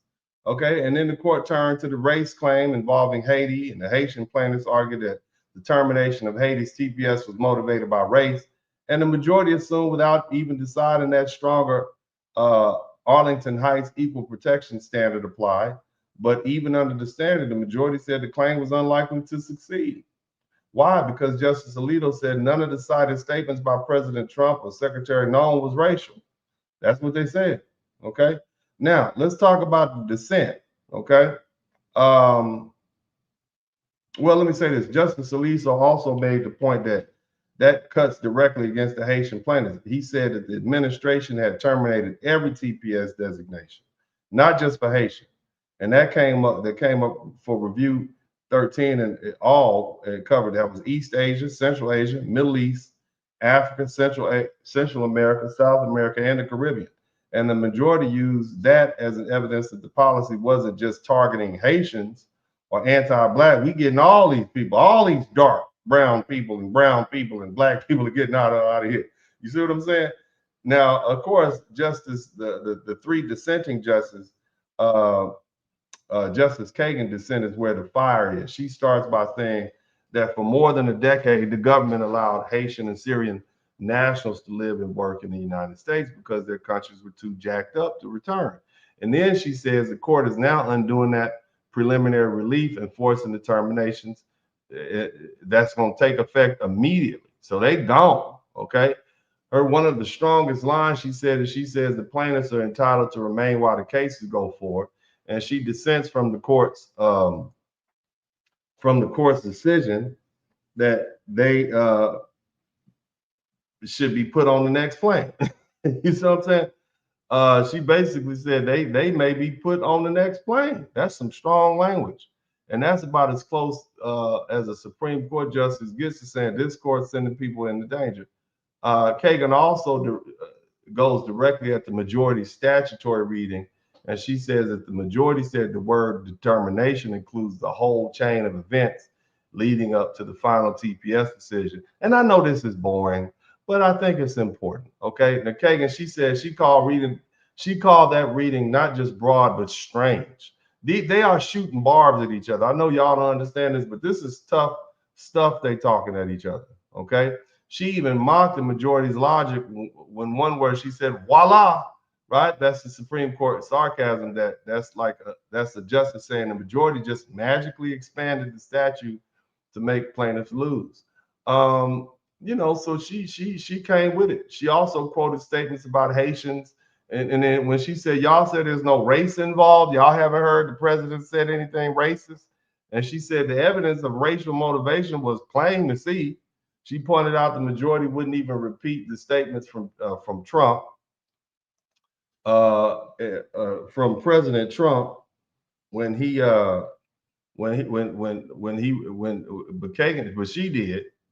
repeat it. She in this opinion, it says the Haitians are eating dogs and eating cats, probably having AIDS, HIV being Haiti is being a shithole country.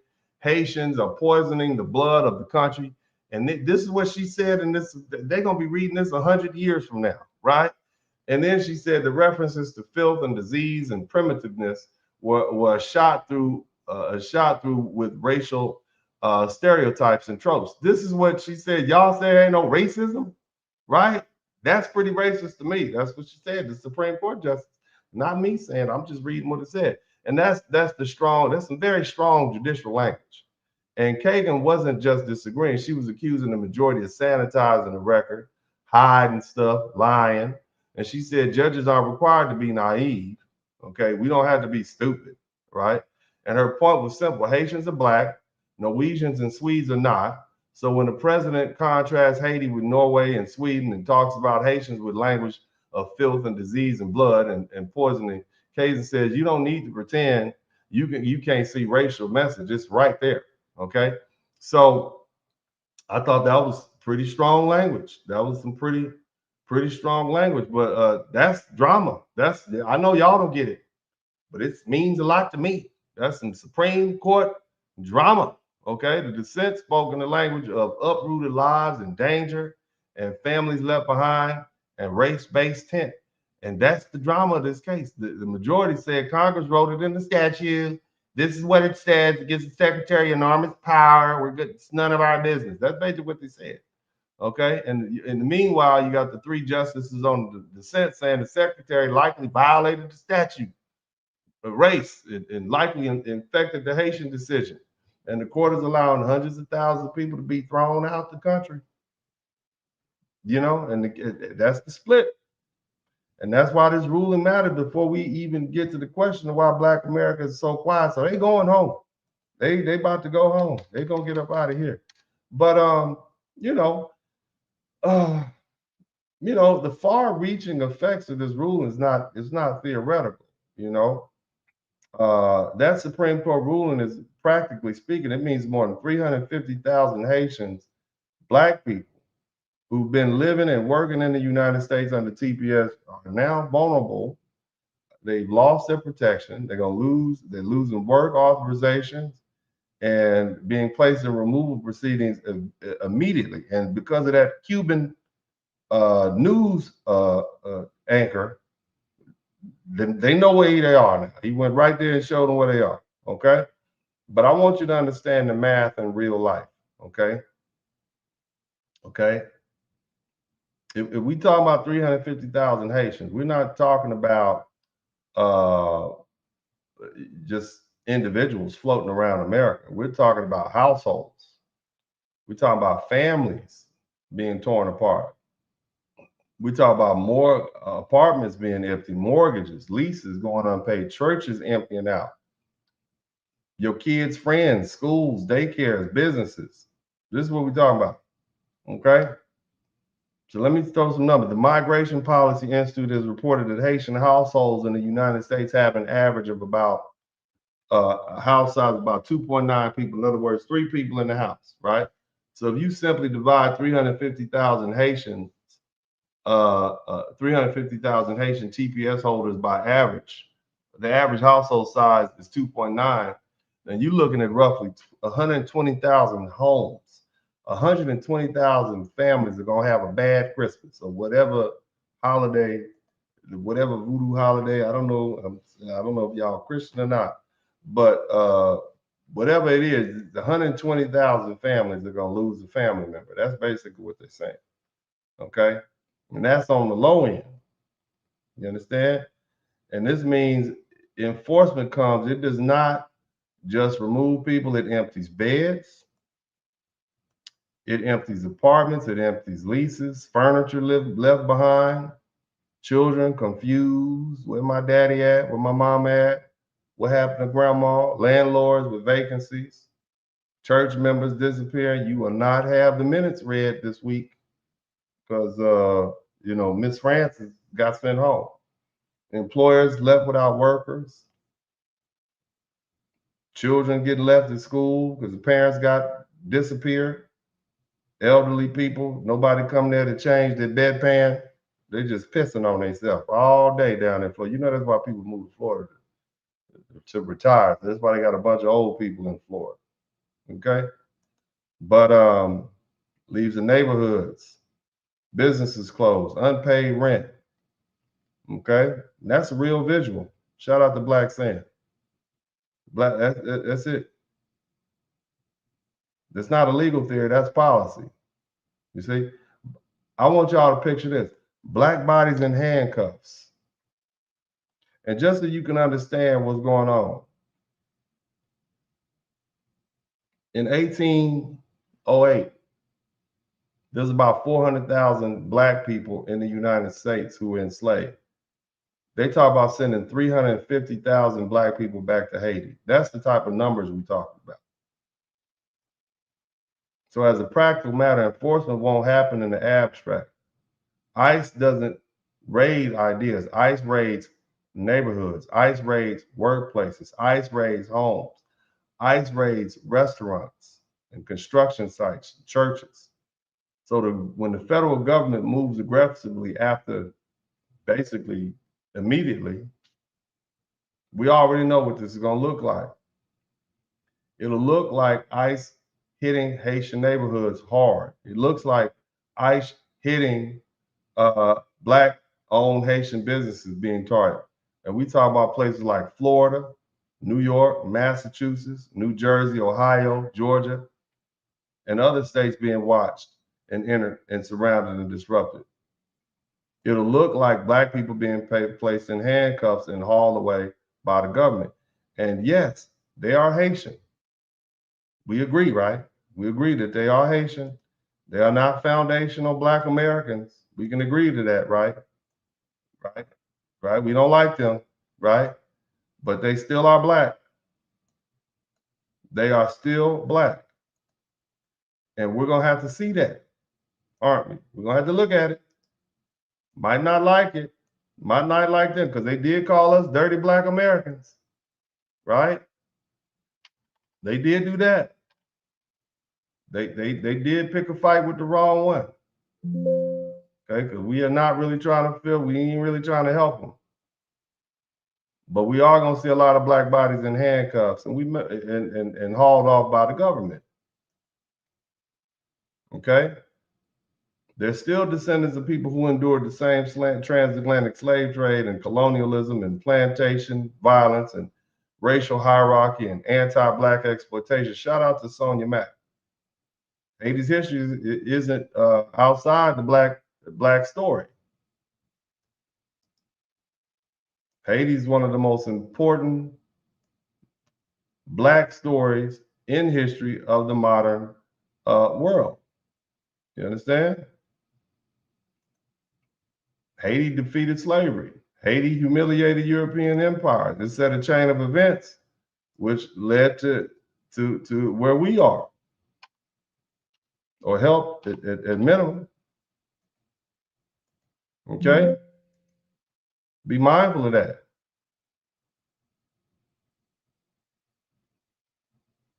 Haiti paid a dear price too, and they're still paying for it, even right now in 2026.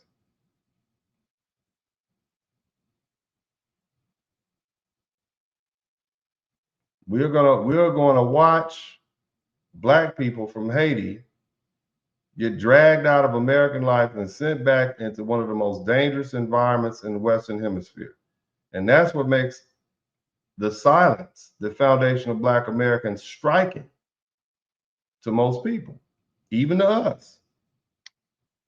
See, under ordinary racial circumstances, everybody would expect Black Americans to react viscerally to these optics.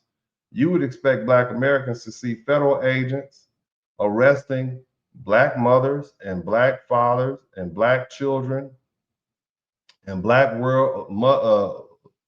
workers basically minding their business, raiding churches, kids being separated from parents. You would expect us to say, no, not like this. You would expect the old civil rights reflex to activate. You'd expect Black American organizations to mobilize. You'd expect fraternities and sororities and churches and political causes and legal legacy civil rights groups and student organizations and Black media institutions to make this a national Black issue, but that hasn't happened. And the reason isn't simply ignorance. It's not simply coldness. It's not simply that Black Americans don't know Haiti is suffering. We know that. Y'all just heard what I said. Y'all knew it before I told you. It's something much deeper. And see, now, here is where the conversation becomes uncomfortable. Because see, the real question isn't simply why the federal government is doing this. The real question is why FBAs aren't mobilizing in a way outsiders would expect. And the answer is that Black America is no longer operating under the old assumption that all Black people in America are part of one political family. That framework has collapsed.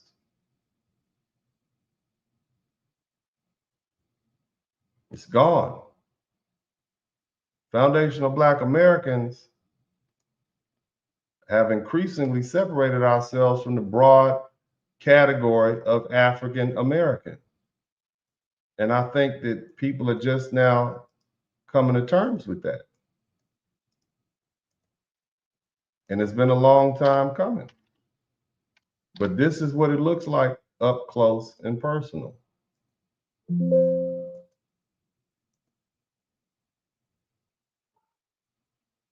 See, it started to, well, let me say it like this.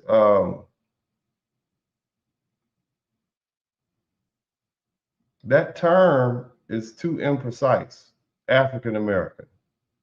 And this FBA term is, I would say, timely. See, when we start talking about African American, it started including actual African immigrants and Caribbeans and immigrants and children of those immigrants, even though their histories and their legal claims and their relationship to the United States aren't the same as ours. And this isn't merely Semitic, it's political. Foundational Black Americans are saying we aren't just Black people who live in America. We are the descendants of the enslaved people who built this country. We survived American slavery. American apartheid, convict leasing, redlining, exclusion, racial terror, state-sanctioned discrimination in this country. Our claim isn't just racial, it's lineage-based, it's historical. You see, it's national. It's very specific also. And that specificity is why many FBAs don't automatically see the Haitian TPS as our fight. Okay, and that sounds harsh, right? Because these are black people we're talking about. These are black bodies that we're about to see get rounded up and sent home and treated roughly, right? And we don't like that. And I think I can speak on behalf of all Black Americans, say that's not something that we want to see, but we're still not motivating us to do it. Okay. Okay. And see, the thing you have to understand is this: it's not all our fault either. And this is going to sound even more harsh. But Haitian immigrants have maintained a distinct national identity. Many will tell you plainly, I'm not black. I'm not Black American. I'm Haitian. And that statement is understandable from their perspective. Okay, kudos to you. They have their own history. They have their own language. They should be proud of their flag and their revolution and their national pride and their own relationship to the United States. But the problem is that when crisis comes, the federal government doesn't care about those distinctions.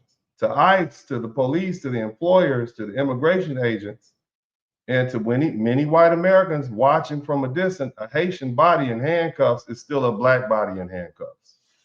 And here's the strategic mistake. Many Haitian immigrants and other black immigrants came to America and kept themselves culturally and politically separate from foundational Black Americans. They didn't come in saying, hey, we're here to merge fully into your historical struggle, your political agenda, your institutions, and your claim against this country. Okay? Many of them came saying, no, we're different. We're Haitian. We aren't Black American. We're not you dirty Black Americans. Y'all, you want me to play the video again? Okay? Again, that's true. But if that's the position before that you took, now that this crisis has come along, you can't be shocked that foundational Black Americans are responding by saying, then why is this our problem? And that's not me being petty. That's group politics. That's how that works. Okay. Now, there's also some economic and institutional issues here. There's an institutional layer. People don't want to discuss. People don't want to talk about it. Foundational Black Americans believe with good reason that many programs and opportunities and admission preferences and hiring initiatives and professional pipelines, medical school seats, police recruitment, corporate diversity initiatives were created because of the specific oppression of foundational Black Americans in the United States. Okay. And those opportunities weren't created because Haiti had a revolution. They weren't created because Jamaica was colonized by Britain. They weren't created because Nigeria had an ethnic conflict. They were created because the United States enslaved and segregated the ancestors of foundational Black America. Shout out to Black Sand. But when Black immigrants arrive, they are often folded into the general category of Black. Somebody type Black so that I know you all are listening. Okay, institutions count them as Black. Universities count them as Black. Corporations count them as Black. Government agencies count them as Black. Government agencies, police departments count them as Black. So when they commit crimes, it gets weighed into us. Medical schools count them as Black. And the FBA critique is straightforward. If the slot was created to remedy historical exclusion for our people, why are people from other nations using that slot while remaining culturally, politically separate from us? And there's data behind this, why this supporting this complaint. In 2007, there was a legal scholar. Her name was Angela Willick. I think it was Onwuchi. She might have been Nigerian, Willick. And she wrote about the legacy of blacks and the problem of elite colleges admitting black immigrants and children of black immigrants. In other words, black immigrants and first generation or second generation immigrants, while the descendants of the enslaved black Americans remain underrepresented. In other words, you got a school full of black people and none of them are FBA. But you said we got a school full of black people. That was 2007. And they did it on purpose in these elite colleges. And so in 2013, legal scholarship discussing black immigrants and affirmative action cited the survey data from 28 select colleges and universities, and it showed that 27% of the black freshmen were first and second generation immigrants. And other researchers found that immigrant blacks are overrepresented in selected higher education. In other words, you got these immigrants who are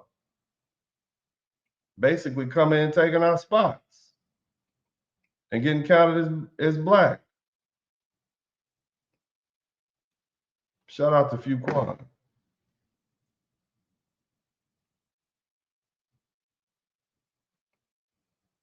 That doesn't mean that every black immigrant stole a seat. That's not what we're saying, but it does mean the institutional category of black fails to distinguish between foundational black Americans, in other words, descendants of American slavery and voluntary immigrants of their children. And that's exactly the FBA complaint. They didn't have to come here. And see, let me tell you something else. The issue becomes even worse when you talk about elite universities and medical schools. And black Americans fought the civil rights battles, and we did all of this to get affirmative action so we can get some set-asides for ourselves. And these institutions arrive and go to these people who have no lineage to our struggle. And that includes Haitian immigrants, Nigerians, Jamaicans, Ghanaians, or a child of black immigrants who can be counted. It gets counted the same way as an FBA descendant. And they didn't have to survive Jim Crow or American chattel slavery or redlining or exclusion or state-sanctioned anti-black discrimination. And so from the FBA perspective, that's not repair at all. That's avoidance. And don't let me start talking about the job market. In January 2026, they said about 200,000 Haitian TPS holders were already in the U.S. workforce, including 15,000 agricultural workers, 13,000 nursing assistants, and 8,000 caregivers.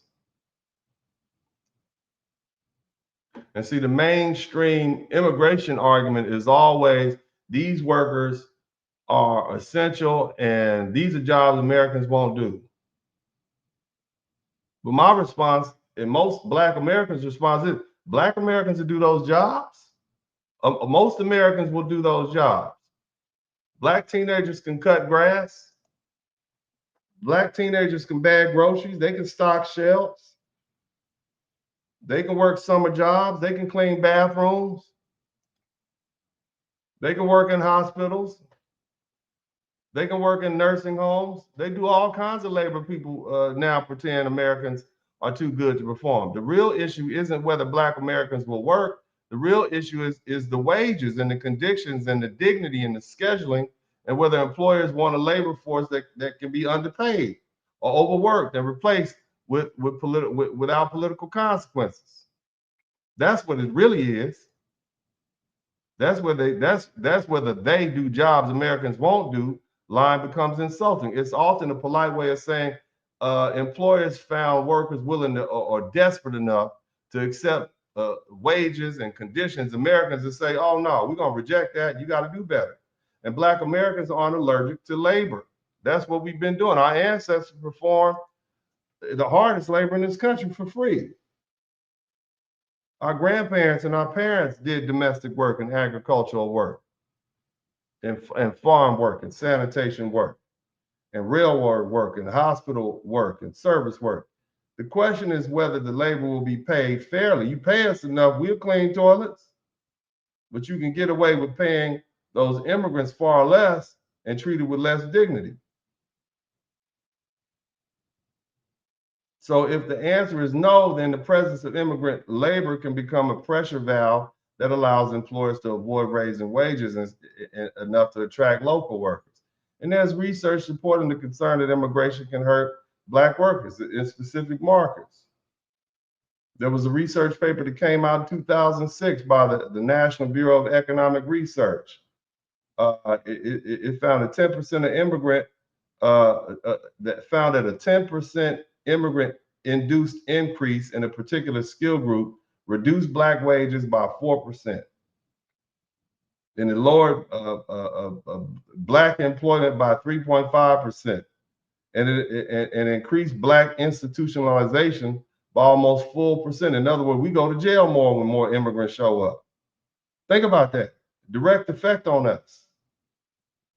And the later version of that work found similar concerns about wages and employment among Black men specifically. Now, of course, you know, these are issues that we deal with. And so that's the resentment, that's the animosity, that's the unspoken fracture. And it's been building for years, not just online, but in real life. Where do you think it came from? People go online to voice their what's going on in their real life, their feelings they're dealing with in real life. FBAs have watched Black immigrants benefit from civil rights infrastructure that FBAs built, while those same immigrants distance themselves from Black America socially, culturally, and politically. And they watch people come in the United States and claim Blackness like Barack Obama and Kamala Harris, right? Shout out to Star Dreaming. You see? They claim Blackness when it opens doors, but they retreat into national identity when Black American struggle is being discussed. And they've watched that they've watched the category Black become useful for everyone except the people whose ancestors made the category politically powerful in America. There's also a cultural effect. Black immigrants come here with strong national culture. Shout out to Myra Magnus, in which they have every right to have. You have a right to preserve your culture. Haitians have a right for Haitian culture. Jamaicans have a right for Jamaican culture. Nigerians have a right to Nigerian culture. Ghanaians have a right to Ghanaian culture. Everybody. But the conflict begins when those groups arrive inside of Black American spaces and act as though their culture is superior to foundational Black America. We do not want jollof rice at Essence Festival. Okay? We do not want to celebrate traditional African customs at Juneteenth. You understand that? Just like you don't want us to come over to your country and bring collard greens and pig feet to the zebra march parade or something like that. I don't know. Okay. And see, when people come here and look down on Black American speech and Black American food and Black American family structures, Black American neighborhoods, Black American religious practices, Black American politics, Black American history, they create the very distance that later leaves them without our protection. You can't come to another people's historical homeland, benefit from protections they created, ridicule their culture, then demand that they spend political capital to defend you when the state comes down on you. Somebody type, "We're resting" in the chat room. Everybody in the chat room type, "We're resting." And that's why. But bottom line is that's why the cultural question matters. Foundational Black American culture is not inferior. It has some issues, but it's not broken. It's not a broken version of African culture. It was created under pressure. That's what gave rise to the spirituals and the blues and the gospel and the jazz and the hip hop, to show our humanity. The Black church tradition, Black legal activism, and Black military service, Black foodways, the way we cook, what we eat, Black humor even, how we speak. Even our Black fraternities and sororities create networks so we can link up with each other. That's how we stay connected. Black colleges, the Black barbershop, the Black beauty shop. Y'all think y'all was the first Black people to braid hair, Black hair in this country? I see all these African beauty. I didn't even know that was a thing until a couple of years back. Even the way we resist politically is meaningful. But it was that very same culture that helped democratize the United States so you all could come here in the first place. So when immigrants arrive and treat it like something to be corrected or replaced or looked down on, then they shouldn't be surprised when foundational Black Americans say, you know what, you aren't part of us just because the census puts us in the same box as Black. Y'all can go on about y'all business. And now you have a situation, you have Haitians now need mass Black American mobilization because y'all about to go back to Haiti and get barbecued and raped and kidnapped. And we got to sit up here and watch y'all get handcuffed and thrown in the back of the truck. And it's going to be some white folk and other people laughing. See, look at them Black. We're going to say, well, they not FBA. They're going to say, but still doesn't matter. More points on the board for us. We're getting rid of it, right? We got to deal with it. It's going to be some back and forth, right? But they wouldn't listen. You see?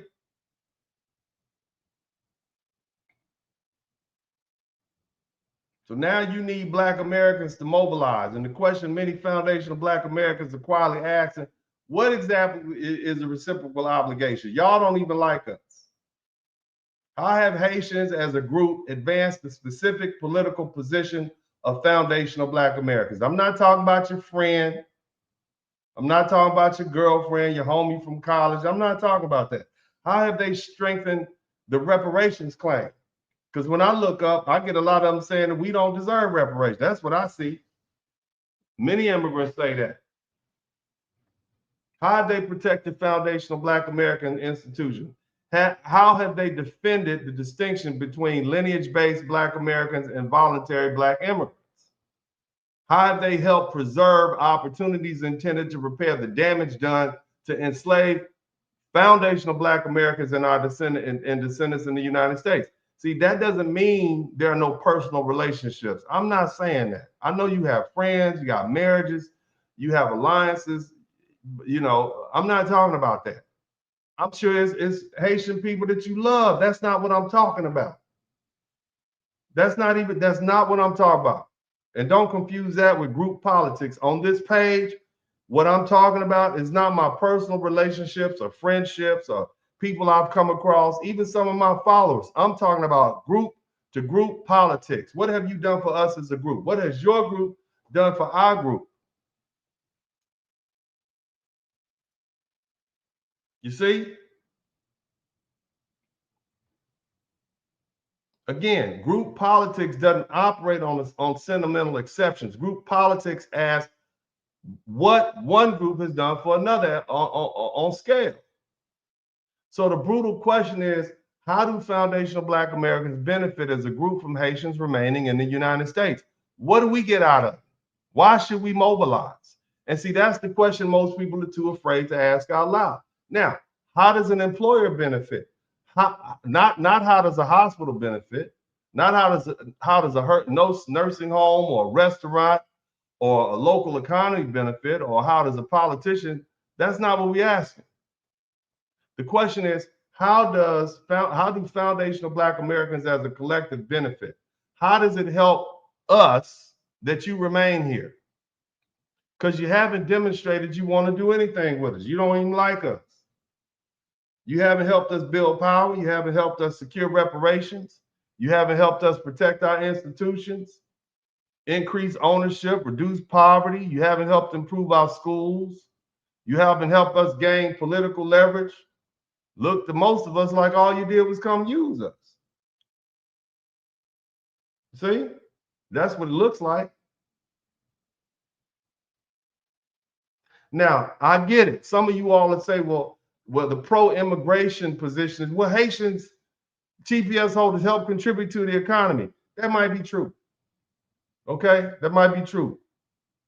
According to my research, as of January 2026, Haitian TPS holders generate $5.9 billion annual for the United States, for the U.S. economy, and they pay about $800,000 in federal taxes. Great. That's great for the United States government. But the foundational Black American response is contribution to the general U.S. economy is not the same as contributing to foundational Black American political power. You understand the difference? Big difference. A worker can help a nursing home help and help a tax base without advancing the specific historical claims of FBA Americans. That's a distinction. The question isn't whether Haitians work. They do. Okay?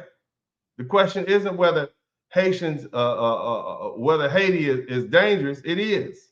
The question is whether foundational Black Americans are obligated to spend political capital defending a group that at scale has not clearly merged in the FBA political project, hasn't clearly defended FBA lineage claims, hasn't often maintained national separation, but actually have maintained, you got your flags out, so you've maintained a national separation from us, okay?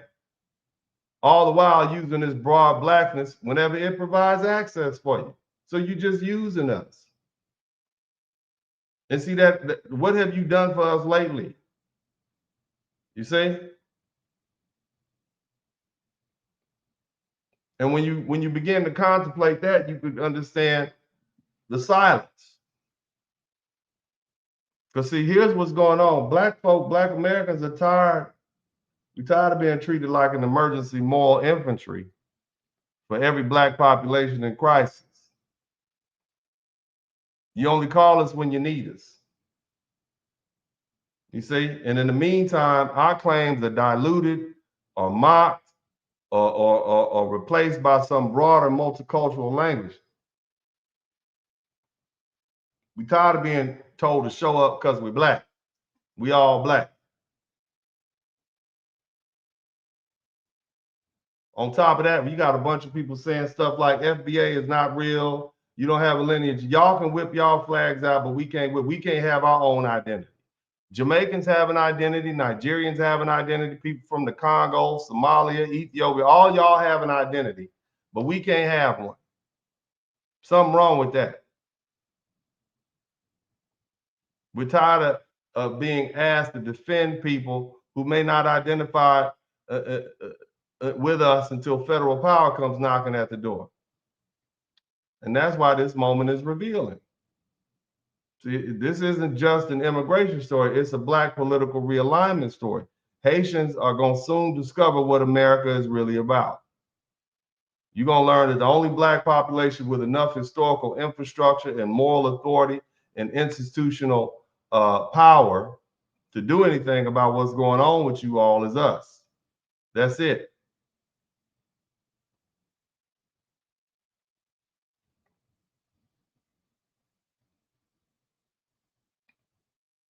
We're the ones with the institutional memory. We're the ones with the domestic political claim. Shout out to Marcus.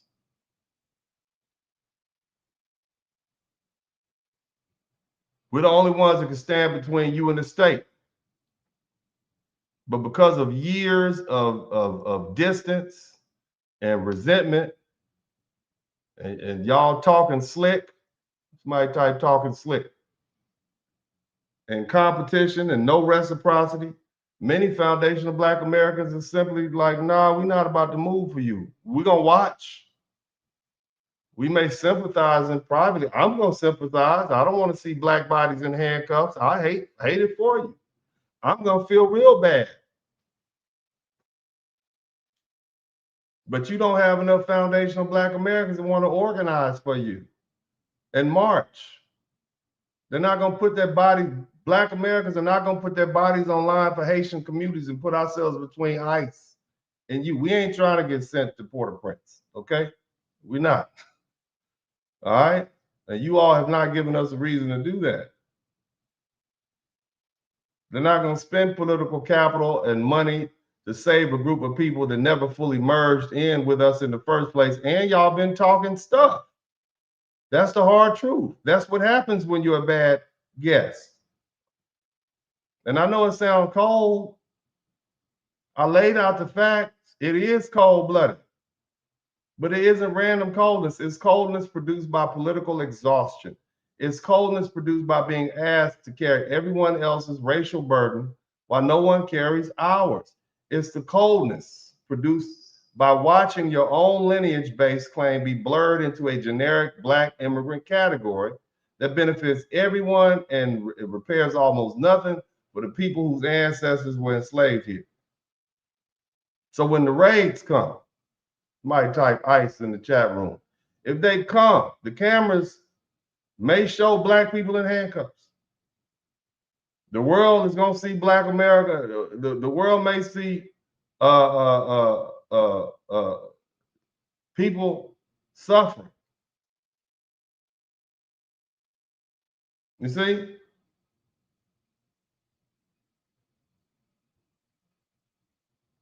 Black Americans see blackness. We see it. We know the Haitians are black. We know the Haitians' great history. We know the danger that you're going to deal with when you get back to Haiti. They know the suffering that you're going to deal with. We know what it's like to see black mothers and black fathers and black workers and black children get thrown into a government machine. But we also know the difference between shared skin and shared political destiny. And the difference may determine whether Haitian TPS becomes national black American cause or an immigrant crisis. The foundational black Americans watch from a distance. Now, I'm going to take the opportunity to read these super chats. I got some more to say. But I want to shout out to all the real MVPs out here who contribute to the super chat. Thank you so much. I hope y'all learned something. Remember, you don't owe me anything if you didn't learn anything. If you learn, I should earn. And I got some more learning for you, but I want to take the opportunity to read these super chats. Remember, if you've been involved in a car accident, let me put this across the top of the screen. I don't think this is prevalent enough. Let me go ahead and run this. I don't think y'all can. You see this? I got a brand new number for you all. Okay, I got this brand new. You see that just merge across the top? That was pretty cool, huh? That says 1866 Law Big. Somebody type Law Big in the chat room. Toll free. Okay, toll free, just for you all. That way, if you anywhere in America, you can give me a call. Anywhere in America, 1866 Law Big. That's pretty good. Huh? 866, that's pretty fancy. Injured in a car wreck, call me. I'm legit. Injured in a car wreck, call me 1866 Law Big. That's pretty good, man. Anyway, let's go ahead and read these super chats. Shout out to all you beautiful people. Y'all like that? Somebody, y'all like that? Law, because I'm big and I'm in the law. You know what I'm saying? I put that together myself. Y'all like that? Law big. Y'all, I know you like that. Shout out to me. Shout out to me. Yup. Yup, I'm doing it. I'm doing it. I'm doing it big. But anyway, let's go ahead and shout out to my man Fuquan. Thank you so much again. He came back with the 5 on it. Fresh always 2x199. Thank you. Great work. Thank you so much. Myron Magnus, voodoo doesn't seem to be working that well right now, does it? Well, y'all cold-blooded. Stop leading people religion alone. But anyway, thank you, Myron. TPS, Tethered Public Services. Myron, you ugly, brother. You ugly. You real ugly for that. You ugly. Shout out to Lisa Will for 5941. Thank you for the $10 super sticker. Fuquan came back with a 5. Another 5. Thank you so much, fam. Zachman said, I had a Haitian woman wanted to get married to me so she could stay. I said no, even though she had a big, you know what, where the sun don't shine. Damn, bro, you might want to leave that alone. She might have had an elf come out of there. You had a whole elf come out of there. That big, golly. I don't want to talk. Hold on a minute, sir. This is not that type of show. We ain't talking about big cavernous orifices down. Sir, let me move on. Praise God. Anyway, Florida 5592. Thankfully, they can take this 15-year U.S. internship home to their country, wave their flag, make Haiti great again. You know what? There's some Florida people that are very angry at Haitians. Why are you Florida people so angry at the Haitian people? What did they do to y'all? You Black Americans in Florida. What is going on down there that got y'all? Every person from Florida, it says some stuff about the Haitian people, man. What is up? But anyway, Atumara 56546 said the Pan-Africans and African diaspora got the boy. You something else. You said just send them to Ghana, huh? Thank you so much. Black Stan said I'm waiting for the birthright citizenship with fam. I was just thinking about that today. And if it goes on ideological lines like that, it's gonna be rough on a lot of people.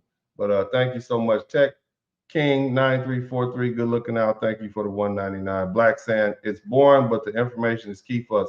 I'm doing my best, man. I'm trying to look, just so you guys can know some of my secrets. I try to speak to you all. I try to speak to you all on an 8th and 9th grade language level so that the information gets conveyed. Unfortunately, some of this stuff is so complicated, it literally takes me time to kind of, sort things out. And, I have to kind of make things so people can understand. But the main thing about language is the ability to communicate information. So if I'm doing a good job, hopefully it's not boring. That's my thing. I don't want it to be boring. I want it to be exciting. I wanted you all to really visualize the Supreme Court going at it with each other. All these old people with robes on, Mortal Kombat, lawyer Mortal Kombat. That's what I try to do. And so I do my best. But thank you so much, Black Sand. Always appreciate your patronage. Fuquan, thank you for the $5. Did y'all learn something? Did the case make sense now? Did the case that I read make sense? The TPS case, the Constitution doesn't give citizenship births of temporary people. Thank you so much. We'll see what happens. If we were being deported, what would everyone do? Nothing. Absolutely nothing. They wouldn't do a thing. And that's a great point. Atumara said, me no Black, me Haitian. Welcome back to Haiti. Thank you so much. Also, Black, what is in it for FBA people? No more free rides. Good point. That's how the people feel. Fuquan, thank you so much for the $5. Also, Star Dreaming, $4.99. Myron Magnus, our past great elder and labor leader, A. Philip Randolph, was saying all this in the 1960s. A lot of them were saying that, man. Thank you so much. Stream, Star Dream. What was the plan under TPS? Was there a time frame? Was there an agreement with the government? What measure were taken to stabilize their country? It's not our job to stabilize their country. But I'm not sure what the plan was, but whatever it was, it didn't work. Frederick Douglass to Barbara Jordan Warner, immigration is a nail in the coffin for the FBA. They sure did. They sure did, brother. Also, Melvinia McDonald, thank you for the $10. Thank you, babe. Appreciate you. And also, please talk about 70% of Haitians on welfare and give free healthcare and housing. Thank you for your great content. See, here's the thing. They contribute to the economy, but they also take from the economy. Not all of them are productive. You see, you have a certain percentage of people who not really, you taking as much as you giving, you see, and that's going to be a problem. And that's what a lot of people are saying. But thank you so much for that very observant post. Black Rose, thank you for the $1.99. Also, my man, CJ Marsh, good seeing you, family. Sorry I came in late, bro. You always on time, brother. Always good to see you. But anyway, thank you guys so much. I want to go ahead and wrap this thing up. And if you guys will bear with me for a minute, I have a few more things to say. Closing statement. Here's a lesson, because that's really what this is about. All right.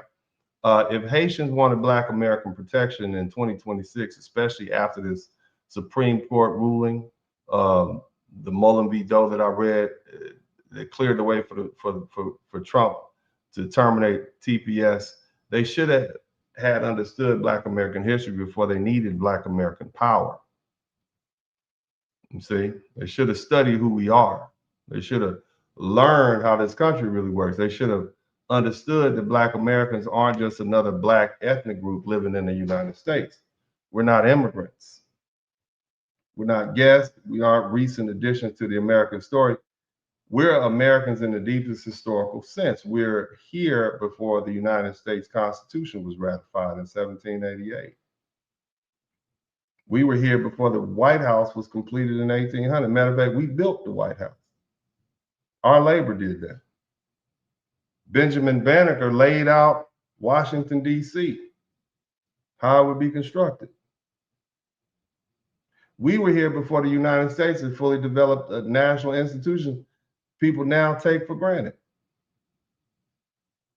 We were here in the colonial period, in the fields, in the ports, in the military, in the churches, in the courts, in the cemeteries, and on the battlefields.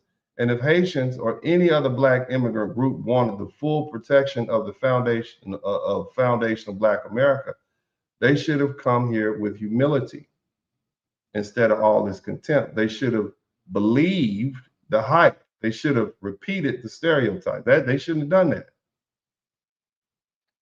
They shouldn't have come into a foreign land and mocked the people who already survived that land. They shouldn't have called Black Americans lazy.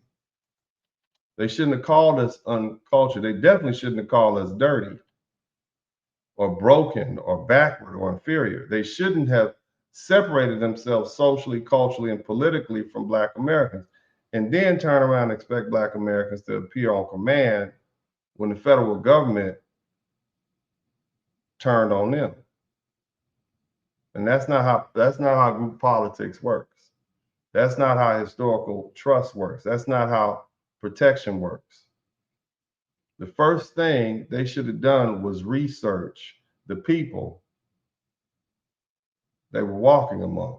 Because see, they didn't move to Utah. They moved to South Florida. They didn't move to Minnesota. Well, they didn't move to Montana. They moved to New York City. That they walked on, they wanted to walk amongst us. They knew it was safe. But see, if they had done that, they would have discovered something extraordinary. Foundational Black Americans are the minority group in this country with the clearest and most successful centuries-long record of forcing the United States to live up to its own stated ideals. The people who push and push and push the American moral needle toward freedom, equality, due process, voting, civil rights, desegregation, labor protection, public accommodations, and constitutional accountability were foundational Black Americans. That's not arrogance. That's just history. We can start with Frederick Douglass, who was born into slavery in February 1818 in Maryland. He escaped slavery in 1838, 20 years old, after he had a fight with his master. Beat him up, ran away. He's one of the most powerful political voices in the 19th century. Frederick Douglass didn't beg America to become something foreign. He demanded that America live up to the principles it already wrote down in its founding documents. And in his July 5th, 1852 speech, "What to the slave is the 4th of July?" Douglass exposed the contradictions between American liberty and American slavery. That was genius. That was the genius of a Black American advocate. We didn't merely condemn America from the outside. We forced America to confront itself from the inside. We can go back to Harriet Tubman. She was born enslaved in 1822 in Maryland. escaped slavery in 1849, then returned repeatedly through the 1850s to help other black people who were enslaved escape through what was called the Underground Railroad. Harriet Tubman didn't have a foundation, a corporate sponsor, or a social media campaign, or a safe public platform. She couldn't catch an Uber. But what she did have was courage. She had discipline. She had faith. Did you know that during the Civil War, which lasted between 1861 and 1865, this black woman, Harriet Tubman, was a Union scout and a nurse and a spy? She would sneak behind the lines and help the Union. Shout out to Edward Stevens.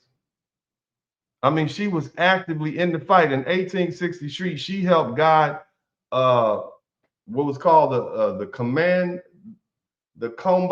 Combahee River Raid in South Carolina, an operation that freed hundreds of black people that were enslaved.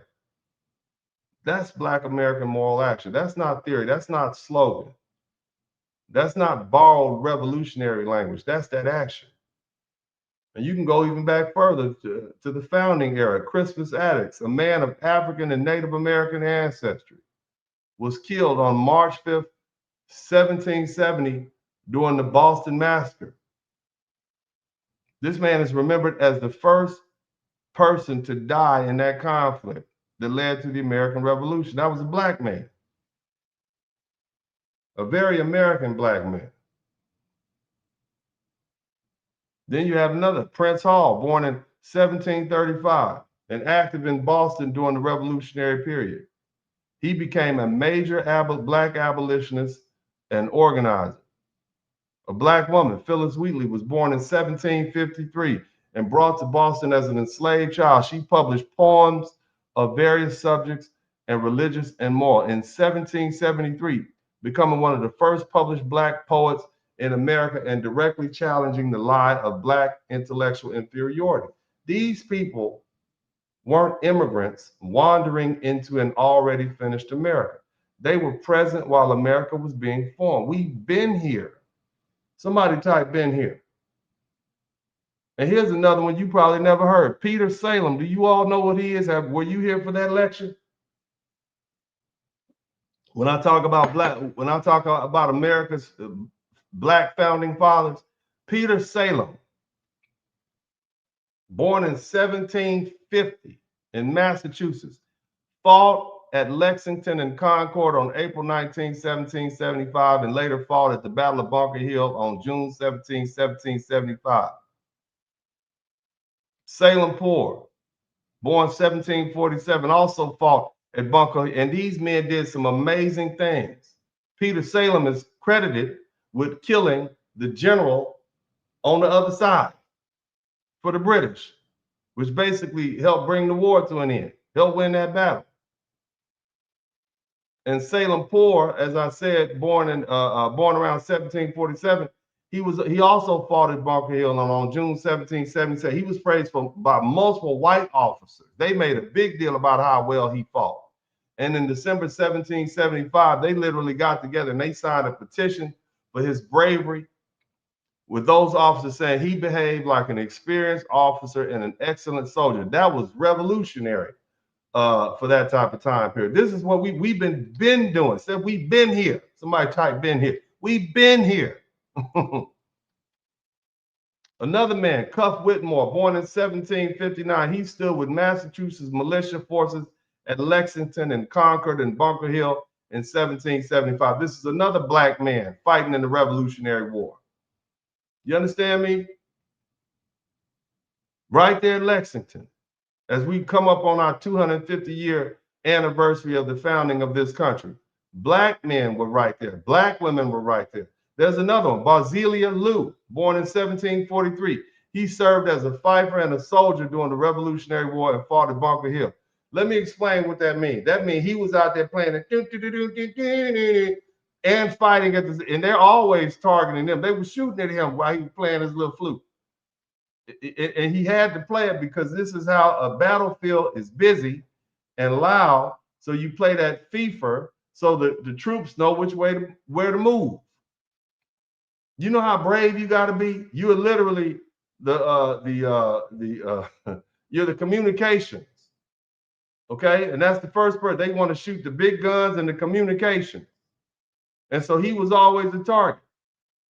This is one of the most dangerous communication roles of the 18th century battlefield. These men were not symbolic decorations. They were not digging ditches and tending horses. They were out on the battlefield. They were armed participants in the birth of this country. And then you got Prince Whipple, born in 1750 in West Africa, brought here as a slave to New Hampshire. He served in the Revolutionary period alongside William Whipple, one of the signers of the Declaration of Independence. He's traditionally associated with the image of a black man in Emmanuel Lute's 1851 with Washington crossing the Delaware. You know that famous picture? It's a black man in there with him. It depicts George Washington's December either 25th or Christmas Day crossing before the Battle of Trenton. The British never saw him coming. You understand? Black men were present in the revolutionary struggle, including at moments that later became symbols of American courage and risk and national pride. This is us. Y'all want to hear some more? As I wrap this thing up, James Armstrong Lafayette, born in 1748 or 1760. You know, they didn't keep records for us like that. In Virginia, this man risked execution during the Revolutionary War. This man was a double spy. Reported directly to George Washington. He gained the trust of the British forces under Benedict Arnold and Charles Cornwallis, and he secretly provided information to the American side. And his work was instrumental in help American and French forces trap Cornwallis at Yorktown during the siege of Yorktown, which lasted from September 28, 1781 to October 19, 1781. This man was throwing all sorts of misinformation. He had to have some good game. Yeah, look, man, you know, I'm on your side, baby. I'm trying to go hang out with you in England once this war is over. You see? And the thing is, the reason why this was so important is because James Armstead Lafayette, he was basically giving bad information to Cornwallis, and it was Cornwallis's surrender at Yorktown that effectively broke Britain.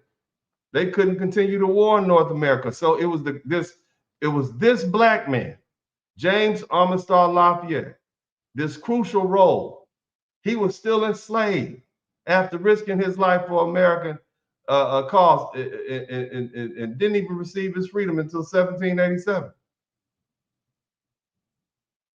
And see, that's not a side story. That's the foundation of Black American for. We gave it all. We gave all we had, even under the worst circumstances. We always put America first.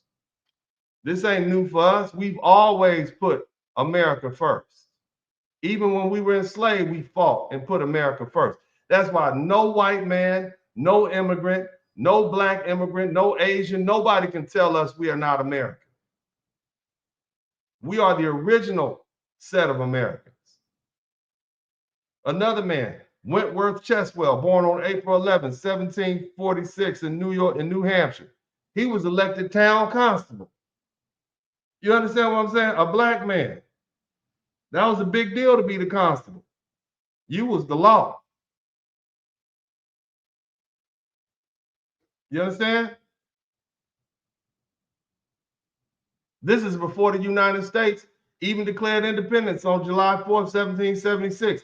He went on to serve in the local public office for decades. I think he was a judge, a justice of the peace. He carried messages during the Revolutionary crisis. Think about that. You had a black man who was a judge in 1776. Think about that. And the police. He was the popo. Come in and break you with your wife fighting up. We're going to send the constable down there. Another man, Lemuel Haynes, born July 18, 1773 in Connecticut. He served in the Revolutionary War. He became the first black man ordained in a mainstream Protestant denomination in 1780. He pastored to predominantly white congregations. He received an honorary Master's of Arts degree from Millbury College in 1804. Think about that. This is what we were doing. Somebody type "been here." Around 1776, Lemuel Haynes wrote "Liberty Further Extended," applying the logic of the American Revolution to Black liberty and exposing the contradiction of slavery in a nation claiming freedom. So this man was a revolutionist. This 1776, we just got our freedom. He said, "Oh, but by the way, let's check out this liberty further extended." This is what he was talking about in his church filled up with white folk. And what this does is this proves that these men proved that Black Americans weren't standing outside the foundation. We were inside, founding and shaping its policies and its battlefields and its moral language and its civic life and its contradictions early. These aren't side characters we talking about. These are American founders in the real sense of the word. Black men.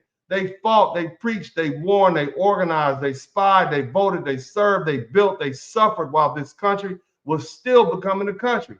That's why Black Americans are different. That's why we call ourselves foundational Black Americans. This ain't no damn MAGA thing. This is our true name. We are here at the foundation. That's why we are foundational Black Americans. We're not some racial category. We're a historical people. We are a national people. We are a lineage group formed through slavery, war, Reconstruction from 1865 to 1877, Jim Crow from the late 19th century through the mid 20th century, the Great Migration from roughly 1916 to 1970, redlining after the 1930s, segregation, mass incarceration, civil rights movement of the 1950s and the 1960s. We aren't Africans in America.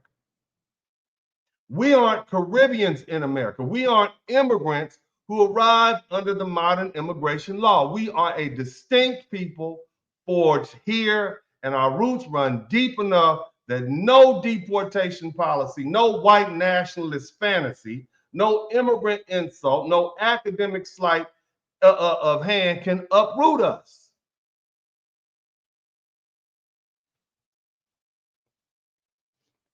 Now, let's talk about how Black Americans actually move forward. We did it by maintaining the moral high ground.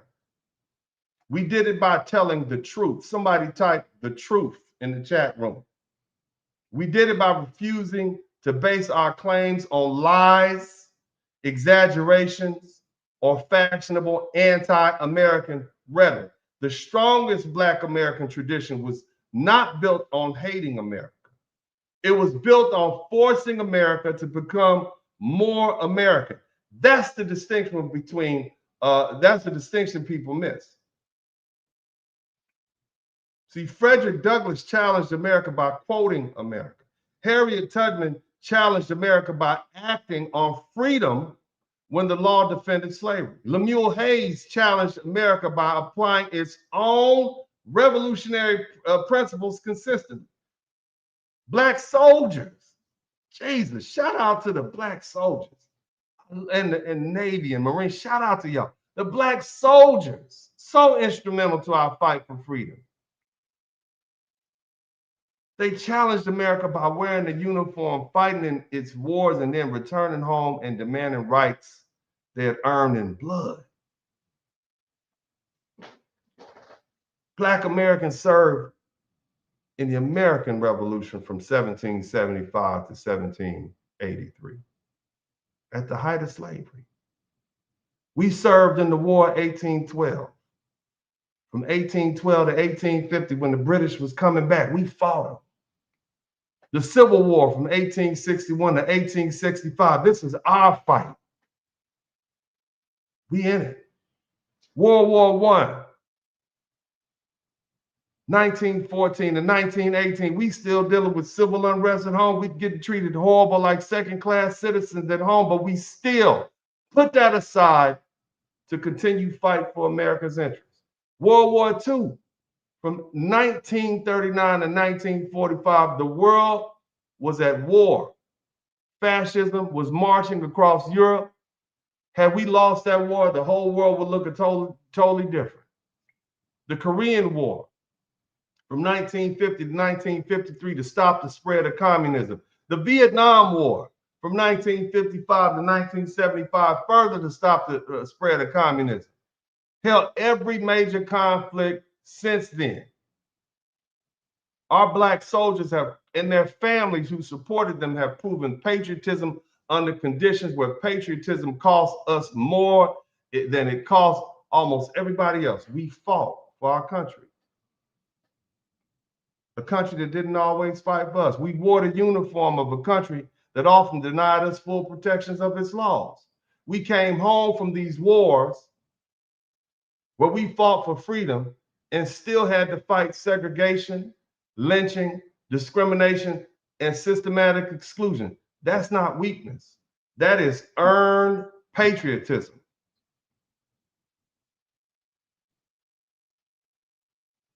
Black parents challenged America by sending their children into these hostile schools during the segregation battle.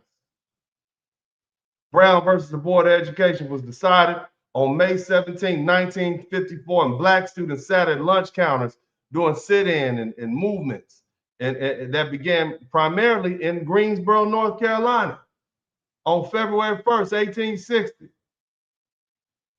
Black freedom riders boarded buses during freedom rides and went down to dangerous places like Alabama and Mississippi, risked their lives. Black marchers faced police violence during the Birmingham campaign in 1963. Somebody type, "We've been here." Black Americans gathered for the March on Washington on August 28, 1963. You got to understand something. There wasn't no immigrants here then. America was 9% Black. There was only 50,000 Africans in this country. Caribbeans were non-existent. The rest of America, the Latino population was less than 1%.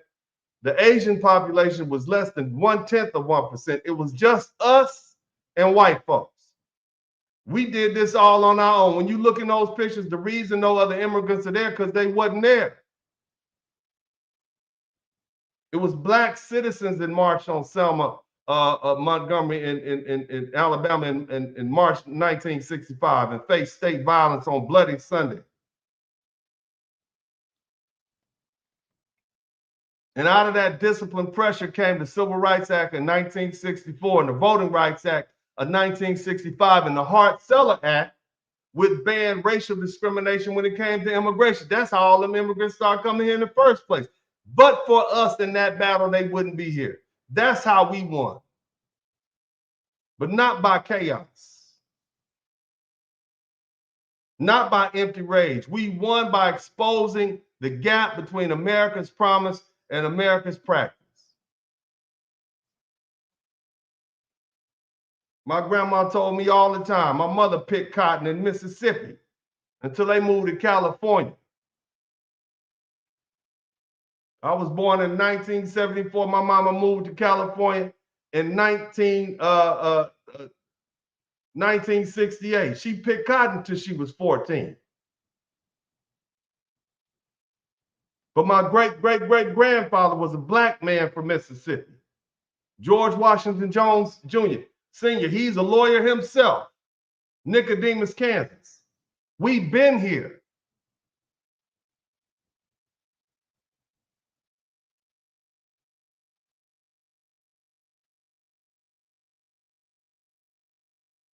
I got the slave bill of sale where the white man bought my grandmother's side of the family. We've been here. And we won by exposing the gap between America's promise and America's practice. We didn't win by being tribal.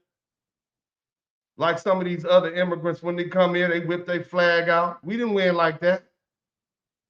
We didn't win by importing foreign ideological rage and calling it sophistication. We won because we stood on truth, sacrifice, law, patriotism, faith, discipline, and moral pressure. We made America uncomfortable because we were right. We made America change because we forced the nation to confront what it claimed to believe. That's the Black American formula.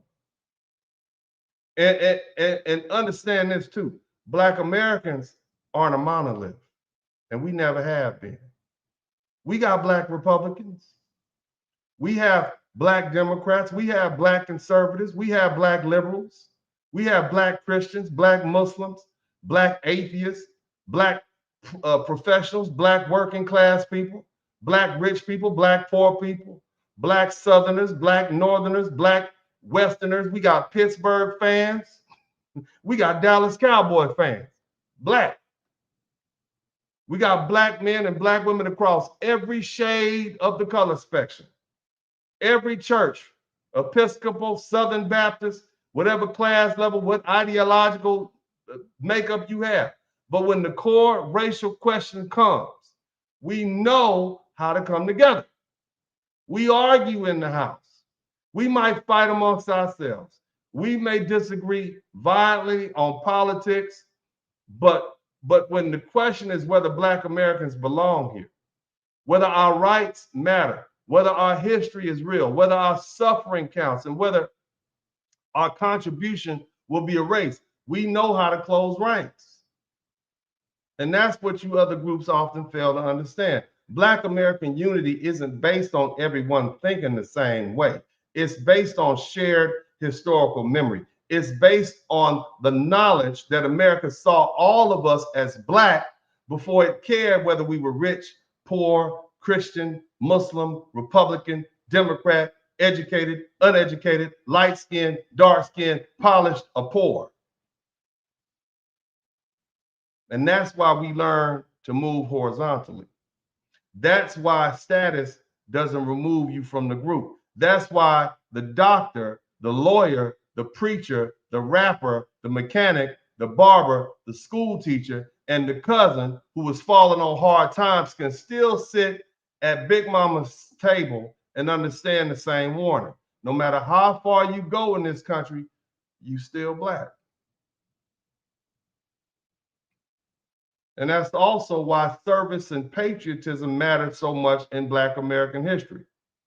That's why you have that photograph of your uncle or your daddy or your granddaddy sitting up on the mantle in his army uniform or his Marine Corps uniform or his Air Force uniform. See, before this recent flood of these shallow Marxist and anti-American language entering into the bloodstream of Black American politics, Black Americans had a deep patriotic tradition, not blind patriotism, not naive patriotism, not flag-waving stupidity, but earned patriotism. We fought for this country while this country mistreated us. We served in its wars. We built its wealth. We shaped its music. We expanded its democracy. We cultivated its culture. We cleaned its contradictions. We held the mirror up to its face and demanded that it become worthy of its own flag. And that's why even the hardest stone cold white nationalist racists who talk loose about sending people home know deep down inside the Black Americans ain't going nowhere. They may hate us. They may resent us. They may wish history looked different now, but they know we are part of the foundation. They know they can't tell us the story of America honestly without talking about us. And they know our claim isn't based on paperwork from some modern immigration court. It's based on blood and soil and labor and war and culture and suffering and contribution. And that's why Black Americans will always have a place here in the United States of America. We proved ourselves over and over again. Whether we talk about the Boston Massacre, whether we're talking about the fight at Lexington and Concord, whether we talk about Bunker Hill, whether we talk about Trenton and Washington's crossing of the Delaware River, Yorktown, the Civil War, World War II, World War III, whether we talk about lunch counters in 1960s, Birmingham in 1963, the March on Washington in 1963, the Edmund Pettus Bridge on March 7, 1965, we proved ourselves by surviving what was designed to destroy us and then using our survival to expand freedom for everybody else. So when Haitians come over here and look down on Black Americans, calling us dirty Black Americans, that's not just disrespectful. It was strategically foolish. The very people they mock are the people whose struggle made their American life possible in the first place. The civil rights framework they benefit from wasn't built by Haitian immigrants. The voting rights infrastructure wasn't built by Haitian immigrants. The anti-discrimination law wasn't built by Haitian immigrants. The moral vocabulary of race in America wasn't built by Haitian immigrants. It was built by Black Americans. It was paid for in blood by Black American suffering. So, if they wanted protection, the path was obvious. They should have just joined us honestly. They should have said, we're Haitian, but we respect that this is your historical homeland. We understand that you are the foundational Black people of this country. We understand that your struggle created the legal and moral space we now occupy. We understand that we come here, benefit from your infrastructure, take advantage of Black designated opportunities, separate ourselves from you socially, insult you culturally, and then demand your political protection when the state comes for us. No, can't do that. Can't do that. They should have built relationships before this crisis. They should have defended Black Americans when no one was asking them to do so. They should have supported reparations. They should have respected FBA lineage. They should have taught their children not to look down on Black Americans, or at least keep their mouths shut if they did.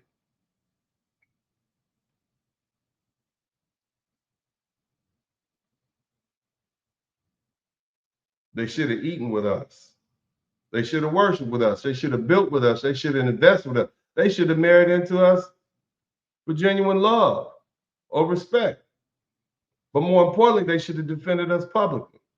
In short, what I'm saying is they should have become part of Black American political family and become so indistinguishable they couldn't be distinguished from other Black Americans in the family. And then they would have had our protection. But they didn't do that. They chose their national identity first. They chose Haitian identity first, immigrant first, Caribbean first, anything but Black American. And again, they had every right to do that. But see, here's the thing that I've learned at this big old age. Choices have consequences. If you insist on separating when things are good, you may find yourself alone when things become bad. And that's the lesson. And the lesson isn't just for Haitians. It's for each and every one of you immigrant groups that come to this country and think Black Americans are just another minority group to be compared or mocked or bypassed or copied or used. Understand this clearly as I wrap this thing up. Are y'all with me? Let me know. I'm almost finished. I'm gonna let y'all go in a minute. Y'all with me? Huh? I got one more thing to say to them. Okay, because I need to drive this point home. Because we gonna feel bad when we start seeing these people get locked up. But y'all with me? Let me know if you're still with me. If you're with me, say hallelujah. They need to understand this clearly. FBA aren't just one community amongst many. We are one of the central pillars of the United States. Our story isn't adjacent to America. See, our story is America. Don't be fooled. We aren't visitors. We certainly are not refugees. We are not conditional residents. We aren't people hoping America lets us stay. We're Americans. We are Americans. Surprise. We're here at the foundation, and that's what separates us from Haitians, Caribbeans, Africans, and each and every one of all y'all who came much later. You may be Black. We may share African ancestry. We share the wounds of colonialism and slavery and the broader transatlantic slave trade. Okay, but you don't share our specific American lineage. You don't share our exact legal history. You don't share our constitutional claim. You don't share our foundational relationship to this country. Our roots run deep. And on top of that, we are cultured Americans, 100% cultured Americans. Our food is American. Our music is American. Our speech is American. Our churches are American. Our humor is American as hell. Our grief is American. Our resistance is American. Our patriotism is American. Our fight is American. And fighting is one of the most American things you can do. And that's why we do it so well and so often. Shout out to my FBA people. And see, that's the irony. People think patriotism means silence. It does not. That's not what it means. Patriotism means you fight for the country to become what it claims to be. And Black Americans understand that better than anybody, don't we? We fought America because we believed America's own stated ideals were powerful enough to condemn America's own failures. And that's why our struggle changed the nation. We didn't ask to be imported into the American dream.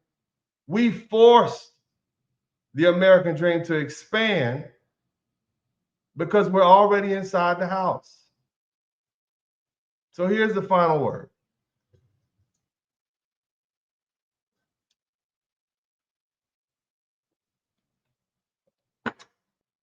If you come to America and you're Black, you need to know who Black Americans are before you speak on us. You need to know whose shoulders you're standing on. You need to know who built the civil rights bridge you walked your behind across to get here. And you need to know who made America legally and morally vulnerable to your claims of equity in the first place. You need to know who bled to make minority rights mean something in this country. And if you don't know that, don't be surprised when crisis comes and the very same people you disrespected don't come run and save you. Black American protection isn't automatic. It's earned through respect, reciprocity, truth, loyalty, and shared risk. And that's the hard lesson of this moment. And that's something that everybody watching needs to understand. This is Uncle D, as I always say at this time.